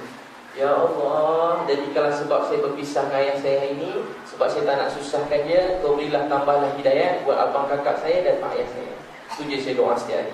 Bila saya lapar, tak ada duit nak makan macam orang lain, saya doa, Ya Allah, jadikan sebab lapar ni Kau beri hidayah pada mak ayah saya sayang. Ya Allah, bila saya lapar ni jadi beri hidayah. Saya dulu kena denda pergi sekolah, orang pakai stokin, saya tak pakai. Setiap hari saya kena denda. Saya kena kutip sampah setiap hari. Sebab saya tak ada duit nak beli stokin. Saya tak pernah ada duit beli pen, tak pernah ada duit beli buku. Saya tak minta RM1 pun duit pada ayah saya. Dan satu hari, bila bapak saya bankrupt tu, saya tengok dia menangis. Saya kata, ayah kenapa menangis? Sebab susah kan? Ayah saya kata, bukan. Ayah kerja siang malam nak bagi anak-anak bahagia. Semua bapak macam tu dalam dunia. Kita duk bujang-bujang, susah, lapar tak apa. Rumah bujang lebih kurang, terlincir, air, umur dah, kaki muncul, biar, tak ada masalah. Lampu tak hidup, tak apa, rumah bujang. Makan Maggi, tak apa. Beli nasi, pukul makan 2 hari pun tak apa, rumah bujang. Tapi kalau kita dah ada anak, tak ada orang sanggup tengok anak dia susah. Tuan-tuan dan puan sekalian, ayah saya kata, ayah bukan menangis sebab tu, ayah nak bagi keluarga bahagia. Ayah lari sini, ayah lari sana. Rupa-rupanya bahagia ni dekat dengan kita. Masa kita sujud, rasa kita hamba Allah Tuhan, itulah bahagia sebenarnya. Tuan-puan sekalian banyak doa dengan Allah. Saya pun sedang berdoa. Bila tuan-puan, bila kita dapat sebut nama Allah dan kita merasai kebesaran dia, kita dah bahagia dalam hidup kita. Mungkin kita orang miskin, mungkin kita tak ada apa-apa dalam dunia. Rumah Nabi kecil, nak masuk rumah kena tunduk. Nak sembahyang malam kena ketuk kaki Aisyah. Rumah Nabi gelap. Sampai masa Nabi nak sakit, tengah nazak, kata sahabat, kami tak boleh tengok sahabat yang lain. Tak nampak siapa ziarah Nabi. Rumah Nabi tengah malam gelap. Sampai Nabi nak wafat, rumah Nabi masih gelap. Tak ada api dalam rumah Nabi sallallahu alaihi wasallam. Tapi tak ada orang lebih bahagia daripada Nabi sallallahu alaihi wasallam. Tak ada orang lebih bahagia daripada Aisyah radhiyallahu anha. Tak ada orang lebih bahagia daripada Khadijah radhiyallahu anha. Tak ada orang lebih bahagia daripada Zainab radhiyallahu anha, Ruqayyah, Ummu Kalsum, Fatimah. Tak ada orang lebih bahagia daripada mereka. Rumah mereka gelap kecil. Tuan-tuan sekalian, apa yang kita kurang bukan kurang duit. Sebenar-benar tuan-tuan nak percaya ke tak, tapi itulah sebenarnya yang kita kurang. Penting duit. Kita tak payah cakap, semua orang faham, semua orang kerja, tak ada orang tahu, tak ada orang tak nak kerja, tak ada orang nak duduk, tak nak makan. Semua akan berusaha. Tapi tuan-tuan sebenarnya apa yang kita kurang dalam hidup ialah kalau kita marah, kita jadi tak tentu pasal. Bukan kurang sebab suami kurang hamster, macam kakak-kakak kan. Marah bukan sebab suami kurang begini-begini, tak. Apa yang kurang dalam hati kita tak sebut nama Tuhan kita dengan betul. Kita tak agungkan dia dengan betul. Kita jumpa semua orang, kita puji semua orang, tapi terlupa nak puji Allah. Macam mana kita berbual dengan orang tapi terlupa puji Tuhan sekali dengan kita cakap. Kita puji semua benda. Musim bola, puji bola. Musim duit, puji duit. Duit tengah mahal semua, kita puji 24 jam. Ataupun marah 24 jam. Atau apa-apa, tak salah. Atau apa, kita manusia, kita hidup dalam dunia ni.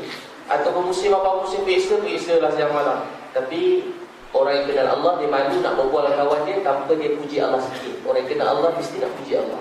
Orang yang kenal Allah mesti nak puji Allah, mesti nak agungkan Allah. Jumpa siapa pun tak puji Allah, rasa bersalah, rasa macam ada kita ni tak lengkap, tak puji Allah. Boleh insyaAllah tuan-tuan ya. Saya nak ajar tuan-tuan tak sempat dah, 9.25 dah. Saya nak ajar beberapa doa. Keluar rumah kaki apa? Kaki kiri. Ada seorang alim, saya tengok masuk masjid, kaki kiri dia tersilap, dia keluar balik, dia sengih seorang-seorang. Dia kata gila juga ustaz ni. Dia suruh masuk TV, tak boleh sebut lah sebab rakam kan. Saya sebab dah tersebut gila. Masuk pergi, dia keluar balik, dia senyum seorang-seorang. Lepas tu dia masuk kaki kanan. Baru saya tengok, oh ada lagi orang alim yang masuk masjid betul-betul nak jaga kaki kanan. Bukan soal kiri kanan tu, tapi dulu ada seorang manusia namanya Muhammad sallallahu alaihi wasallam. Beliau masuk masjid kaki kanan, dia keluar kaki kiri. Dia masuk tandas kaki kiri, dia keluar tandas kaki kanan. Orang yang mengambil peran, walaupun hal-hal yang kecil pada diri Nabi, dia membuatkan orang ini disayangi oleh Allah. Wallah, tuan-tuan buat kerana teringat Nabi pernah buat. Hidup kita dalam keadaan berzikir dan mengingati Allah Subhanahu Wa Taala, kita disayangi oleh Allah. Mana-mana amalan tuan-tuan sama dengan apa Nabi pernah buat, Allah mula pandang kita dan sayang pada kita. Mana-mana amalan kita yang pernah dibuat oleh sahabat-sahabat yang dekat dengan Nabi pun Allah sayang kita dan cinta pada kita. Kerana walaupun hal yang kecil-kecil, jadi kita buat yang kecil-kecil ni, jangan pandang rendah pada mana-mana sunnah Nabi sallallahu alaihi wasallam. Walaupun sunat, dengan menidakkan mana-mana sunnah, kita terkeluar daripada agama. Walaupun amalan sunnah yang sunat, walaupun amalan sunnah yang sunat, walaupun janggut, apa tuan-tuan bukan janggut lah, apa-apa sunnah masuk masjid kat kanan ni, Tuhan menidakkan. Apa maksud itu pun boleh buat kita terkeluar daripada agama. Walaupun amalan sunnah yang sunat yang kecil kita nampak ringan, tapi menidakkan dia membuatkan kita terkeluar daripada agama. Keluar rumah kaki kiri baca doa bismillahi tawakkaltu ala Allah la haula wala quwwata illa billah. Cakap dah faham ya? Hebat semua ni. Saya baca ni, Allah jaga dia, cukupkan rezeki, Allah jauhkan syaitan, Allah pimpin dia. Hadis surah Tirmizi. Kedua, ada sahabat Nabi ada masalah hutang, Nabi ajar masuk rumah beri salam, baca surah Al-Ikhlas 3 kali, selawat. Dia buat, taklah masalah hutang dia selesai. Beri salam, surah Al-Ikhlas 3 kali, selawat. Taklah masalah hutang dia selesai. Saya selalu buat bila susah, 2 hari selesai. Kalau tak buat dah sampai hari ni. Hutang bank tak selesai lah kan. Bank hantar sebaik-baik apa? Bank hantar lah. Sempena maulid Nabi ni, kereta dihalalkan, tak ada. Yang sebaik hantar, sebaik-baik orang ialah orang paling baik dalam bayar hutang, hadis sahih Muslim. Kalau surat generate by komputer, itu saya ingat. Kalau boleh balas. Dalam Bukhari ada orang masuk syurga. Sebab apa? Ada orang berhutang, dia peniaga, dia mudahkan orang bayar hutang, sebab tu dia masuk syurga. Tapi tak boleh balas, ada surat kan. Kemudian pilih-pilih hasbi Allah la ilaha illahu alaihi tawakkaltu wa rabbul arsyil azim. 7 kali pagi, 7 kali petang. Hadis Nabi saya baca ni, tak ada berita sedih menimpa dia walaupun dia tak yakin. Kata Nabi, walaupun dia tak yakin, 7 kali pagi, 7 kali petang, tak ada berita sedih datang hidup kita. Ajar doa ni dalam rumah tangga baca. Saya baca muntakhab hadis dalam rumah, banyak kebaikan datang. Sampai anak tengah bangun pagi, malam tadi rasa dia main-main je. Bangun pagi dia kata ayah, anak masuk muzik kata ayah, malam tadi kakak nampak ada malaikat duduk kat selimut kakak. Malaikat jaga kakak sampai pagi, sampai pergi sekolah. Macam mana pula kau nampak malaikat? Malaikat tak boleh nampak. Oh tak nampak ya, tapi rasa malaikat jaga lah. Budak-budak kan. Malam tadi masa saya baca, dia tengah berlari je masa saya baca tu. Tapi dia boleh ingat saya baca. Saya baca malam tu, siapa dalam hadis Nabi, siapa ambil wuduk sebelum tidur, malaikat duduk antara selimut dengan badan dia. Maksudnya bukan antara selimut dengan badan dia. Maksudnya Allah jaga kita lebih hampir daripada apa-apa. Lebih hampir daripada semut nak pergi jalan atas badan kita. Allah lebih hampir daripada tu lagi. Jadi anak kita buat, dia dengar baca 3 kul sebelum tidur, Allah jaga kita. Anak pun kejut tengah malam, dah balik ni ceramah kan, kalau dia tersedar dia kejut, ya 3 kul ayah dah baca tadi, tak nampak pun. Baca lah semula kan, kita pula kena paksa baca 3 kul.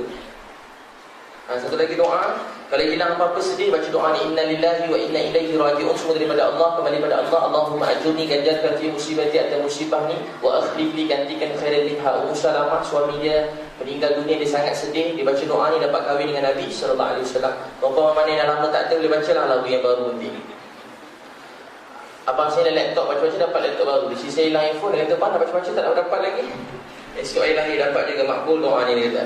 Nabi Zakaria tengok Maryam dalam mihrab, musim sejuk, bawa musim panas, musim sujud. Daripada mana dapat? Dia kata, hazam min fadli rabbi, ini pun daripada Tuhan aku. Dia kata, kalau budak macam Maryam boleh yakin, tengah aku dah tua tak yakin. Nabi Zakaria umur 80, dia baca rabbi la tadharni fardan wa anta khairul warisin. Umur 80 dia dapat anak. Satu lagi surah Az-Zumar 67, kata sahabat Abu Darda, saya baca tak akan kemalangan dalam perjalanan. Kalau kemalangan juga, cari dia kat Padang Mahsyar. Faham macam lagi tu? Faham lah, nampak hebat semua ni. Terus masuk ke komputer dia kan.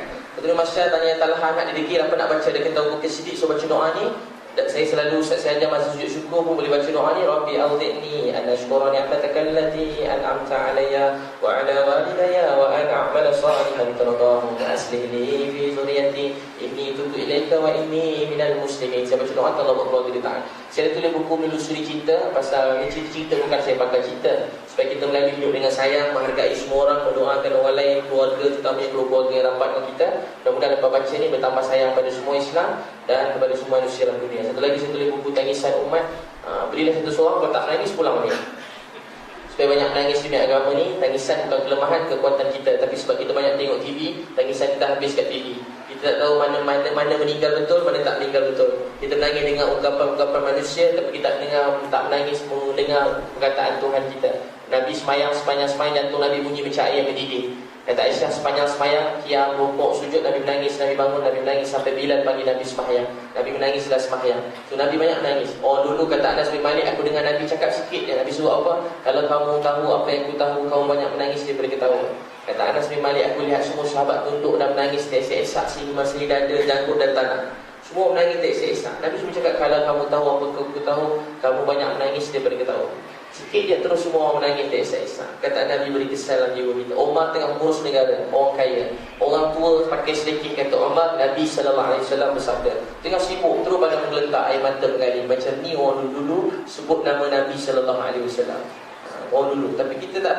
Seorang mati, Umar menangis. Seorang mati tanpa Islam, Umar menangis berbulan-bulan. Seorang mati murtad, berbulan-bulan Umar menangis. Umar pujuk dia, macam-macam usaha buat, bukan tak usaha. Itu pun menangis berbulan-bulan. Orang dulu. Hari ni kita banyak tengok TV, kita dah tak tahu mana mati betul, mana mati tak betul. Kita tak menangis dengan orang Islam mati, kita tak menangis dengan orang mati tanpa agama. Kita dah tak menangis dah. Kita malu pula nak menangis untuk agama ni. Orang dulu, kita menangis banyak kat TV, habis semua tangisan, gelak ketawa kita, anak isteri semua habis ke depan TV yang orang lakonkan. Tapi kita tak menangis untuk agama, perjuangan hidup kita yang sebenar. Satu lagi saya tulis buku Perjalanan Hidayah Umat tentang orang mati syahid, supaya kita lebih benar-benar menghargai agama ni. Tuan-tuan sekalian, 1935, semoga Allah SWT terima kita semua. Tuan-tuan sekalian, akhirnya kita buat apa dalam dunia, kita nak Allah gembira dengan kita. Jangan fikir esok tu ada untuk kita, anggapnya hari kita yang terakhir. Kadang-kadang kita teringin lepas nak berjuang, nak pergi berdakwah sebagainya lepas ni. Tapi tak tahu lepas ni tu sempat ke tak. Untuk tu masing-masing kita ada sekarang, terus hargai. Ada sekarang, hargai. Mana kita dapat buat kecil-kecil buat. Balikkan beli buku hadis, mutakhab hadis. Saya selalu baca kat Umar Syed Yusuf Al-Khandahlawi. Ada 7 bahagian, sangat baik. Semua hadis sahih dan hadis yang hasan.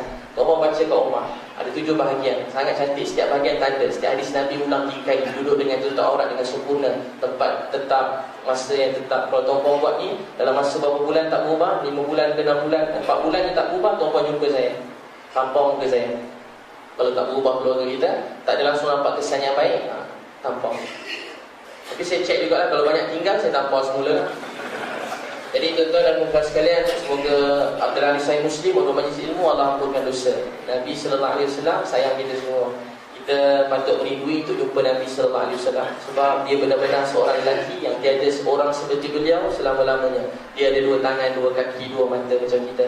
Tapi dia benar-benar berjuang sehingga 2 bilion orang Islam dalam dunia ini. Lebih kurang hampir 2 bilion.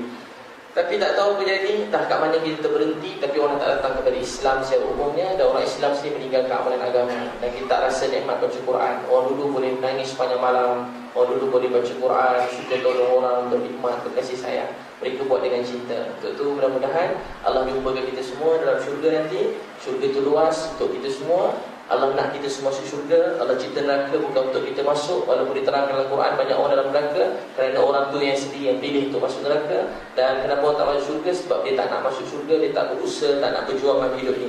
Hidup ni perjuangan, rehat kita dalam kubur nanti. Untuk kita niat sebenar-benar berjuang nak agama, hidup kat agama di seluruh dunia. Mudah-mudahan seluruh dunia akan datang pada Islam. Siapa niat nak ajar mereka, dakwah orang kat mereka, kat tangan tinggi-tinggi. Siapa nak dakwah kat Jerman, Rusia, anak-anak kita, biar pergi seluruh dunia. Memang itu tujuan hidup kita. Pergi Brazil, pergi mana lagi? Singapura dekatnya, Thailand. Mudah-mudahan seluruh dunia akan datang kepada Islam. Sebab itulah tujuan hidup kita. InsyaAllah mudah-mudahan sebelum kiamat seluruh dunia akan datang kepada Islam. Kita doa sama-sama, mudah-mudahan ada tuan-tuan yang orang baik-baik, orang yang ikhlas. Mungkin tak ada siapa perasan, tapi kadang-kadang antara kita ni ada orang yang sangat dekat dengan Allah. Dia berjalan makan minum macam kita, tapi disayangi oleh Allah lebih daripada saya yang bercakap kat depan ni pun. Untuk tu mudah-mudahan sebab salah seorang tuan-tuan yang baik-baik depan saya ni yang ikhlas, Allah terima doa saya. Tunggu depan kita ada pendosa-pendosa yang buat dosa, yang masih auzubillah, mudah-mudahan tak ada. Tapi kalau ada orang masih berzina, zina, masih tinggal sembahyang, masih kat rumah belasah keluarga semua sekali, ataupun ada lagi yang buruk-buruk, perangai buruk kita. Kalau orang macam ni bertaubat, kadang-kadang dia lebih dekat pada Allah, lebih pada wali. Dan orang macam ni doa mereka saat mereka bertaubat sangat makbul. Mudah-mudahan amin pada taubat yang berdosa itu juga Allah kabulkan doa saya. A'udzubillahi minasyaitonirrajim. Bismillahirrahmanirrahim. Alhamdulillahirabbil alamin, wassalatu wassalamu ala asyrafil anbiya'i wal mursalin wa ala alihi wa sahbihi ajma'in. Allahumma ya awwalal awwalin, ya akhiral akhirin, ya dzal quwwatil matin, ya rahimal masakin, ya rahimal masakin, ya rahimal masakin, ya arhamar rahimin, ya arhamar rahimin, ya arhamar rahimin. Allahumma salli ala sayyidina Muhammadin nabiyyi ummi wa ala alihi wa sahbihi wa barik wa sallim. Allahumma salli ala sayyidina Muhammadin nabiyyi ummi wa ala alihi wa sahbihi wa barik wa sallim. Allahumma salli ala sayyidina Muhammadin nabiyyi ummi wa ala alihi wa sahbihi wa barik wa sallim. Allahumma hasibna حسابا يسيرا، اللهم حاسبنا حسابا يسيرا، اللهم حاسبنا حسابا يسيرا، اللهم اهدنا واهد بنا واهد الناس جميعا واجعلنا سببا لمن اهتدى. اللهم اهد أمة نبيك محمد صلى الله عليه وسلم، اللهم اهد أمة نبيك محمد صلى الله عليه وسلم، اللهم اهد أمة نبيك محمد صلى الله عليه وسلم، اللهم ارحم أمة نبيك محمد صلى الله عليه وسلم، اللهم ارزقنا جهد النبي صلى الله عليه وسلم نائبا خليفة بالله ورسوله. Ya Allah, Tuhan kami yang sayang kami, Ya Allah, Tuhan yang sedang tengok kami, Ya Allah, terima kasih dengan doa kami, Ya Allah, terima kasih dengan doa kami, Ya Allah, terima kasih kerana selamatkan kami satu masa dulu daripada logam tempat yang kotor, hina, najis, syirik. Engkau selamatkan kami, dapatkan Engkau sebagai Tuhan. Ya Allah, terima kasih selamatkan mak ayah kami. Ya Allah, ketika kami dalam kegelapan dan kami tak tahu ada cucu kami, kami tak tahu apa nak jadi dengan hidup kami dalam keadaan kegelisahan, kami dalam keadaan penuh masalah hidup kami. Ya Allah, dalam keadaan benar-benar buat dosa banyak dalam hidup kami. Ya Allah, Kau selamatkan kami. Ya Allah, terima kasih selamatkan kami. Sedangkan ramai lagi orang yang lebih baik daripada kami, yang benar-benar akan berjuang untuk agama ini. Ya Allah, ketika Kau pilih kami yang malas, yang banyak buat dosa, Ya Allah, maafkanlah kami semua. Ya Allah, kami pengemis yang banyak buat dosa. Ya Allah, maafkanlah kami semua. Ya Allah, kami tak nak buat dosa lagi. Ya Allah, kami tak nak buat silap dalam hidup kami. Ya Allah, kami bertaubat pada Engkau. Ya Allah, kami bertaubat pada Engkau. Ya Allah, kami tak nak buat maksiat dalam hidup kami. Ya Allah, Ya Allah, maafkanlah kami semua. Ya Allah, Tuhan yang sedang lihat kami. Ya Allah, Tuhan yang sedang dengar doa kami. Tuhan yang mengetahui apalah hati kami. Ya Allah, kami bertaubat kepada Engkau. Ya Allah, kami bertaubat kepada Engkau. Ya Allah, kami mohon kasih sayang dan rahmat-Mu. Ada 7 bilion manusia dalam dunia ini, ada 5 bilion manusia yang tak kenal Engkau sebagai Tuhan. Ya Allah, bila hidayah dari 5 bilion manusia ini berkenal Kau sebagai Tuhan. Ya Allah, ada 5 bilion manusia dalam dunia yang tak kenal Kau sebagai Tuhan. Ya Allah, bila hidayah dari 5 bilion orang dunia ini tak kenal Kau sebagai Tuhan. Ya Allah, bila hidayah pada semua orang di Malaysia ini, Ya Allah, di Kuala Lumpur Selangor ini, Ya Allah, bila hidayah pada setiap orang Cina, India, Islam, datang ke Islam. Ya Allah, orang-orang yang fikir kami, yang berjumpa dengan kami, berjumpa mereka, berusaha dengan kami, orang ahli keluarga kami, yang kami jumpa dan kami tak mampu nak dakwah mereka, berakhlak dan doa kami. Ya Allah, maafkanlah kami semua. Ya Allah, maafkanlah kami semua. Ya Allah, maafkanlah kami semua. Ya Allah, orang yang makan minum berjalan dengan kami, yang tidur dengan kami, ada mereka yang tidak kenal Kau sebagai Tuhan. Ya Allah, Tuhan kami, bila hidayah pada abang kakak kami yang berislam, datang ke Islam. Ya Allah, hidayah pada pakcik-makcik kami yang belum datang ke Islam, datang ke Islam. Ya Allah, Ya Allah, Ya Rahman, kami benar-benar berdosa dalam hidup kami. Kami tak berjuang untuk agama ini sungguh-sungguh. Tapi kami banyak minta macam-macam kepada Kau. Maka kita ampun, kami bertaubat. Ya Allah, bisa beri yang mereka minat, tapi kami tak beri yang mereka nak. Ya Allah, maafkan kami semua. Ya Allah, anak-anak saudara kami. Ya kasih sayang Kau, lebih lagi kami dapat kenal Kau sebagai Tuhan. Ya Allah, Tuhan kami yang sayang kami. Ya Allah, kami tahu tak ada sayang kami macam Kau. Ya Allah, kuatkanlah iman kami. Ya Allah, kuatkanlah iman kami. Ya Allah, kuatkanlah iman kami. Istiqamahkan kami atas Islam ini. Ya Allah, istiqamahkan kami atas sunnah Nabi sallallahu alaihi wasallam. Ya Allah, hadiahkan kami dapat jaga sembahyang Jumaat dengan sungguh-sungguh, menjaga solat kami dengan penuh khusyuk dan khudu'. Ya Allah, beri kami dapat jaga sembahyang Jumaat.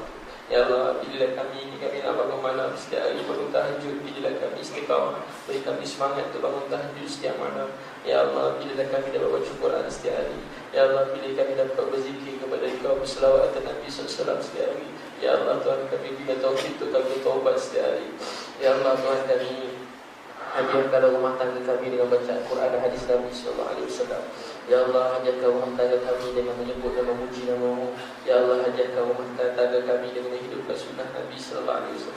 Ya Allah, hadiahkan kami, keluarga kami, ketaatan kepada perintah-Mu. Ya Allah, turunkan rahmat dan berkat dalam rumah tangga kami. Ya Allah, maafkan kami semua. Ya Allah, maafkan isteri dan anak kami. Ya Allah, maafkan isteri dan anak kami.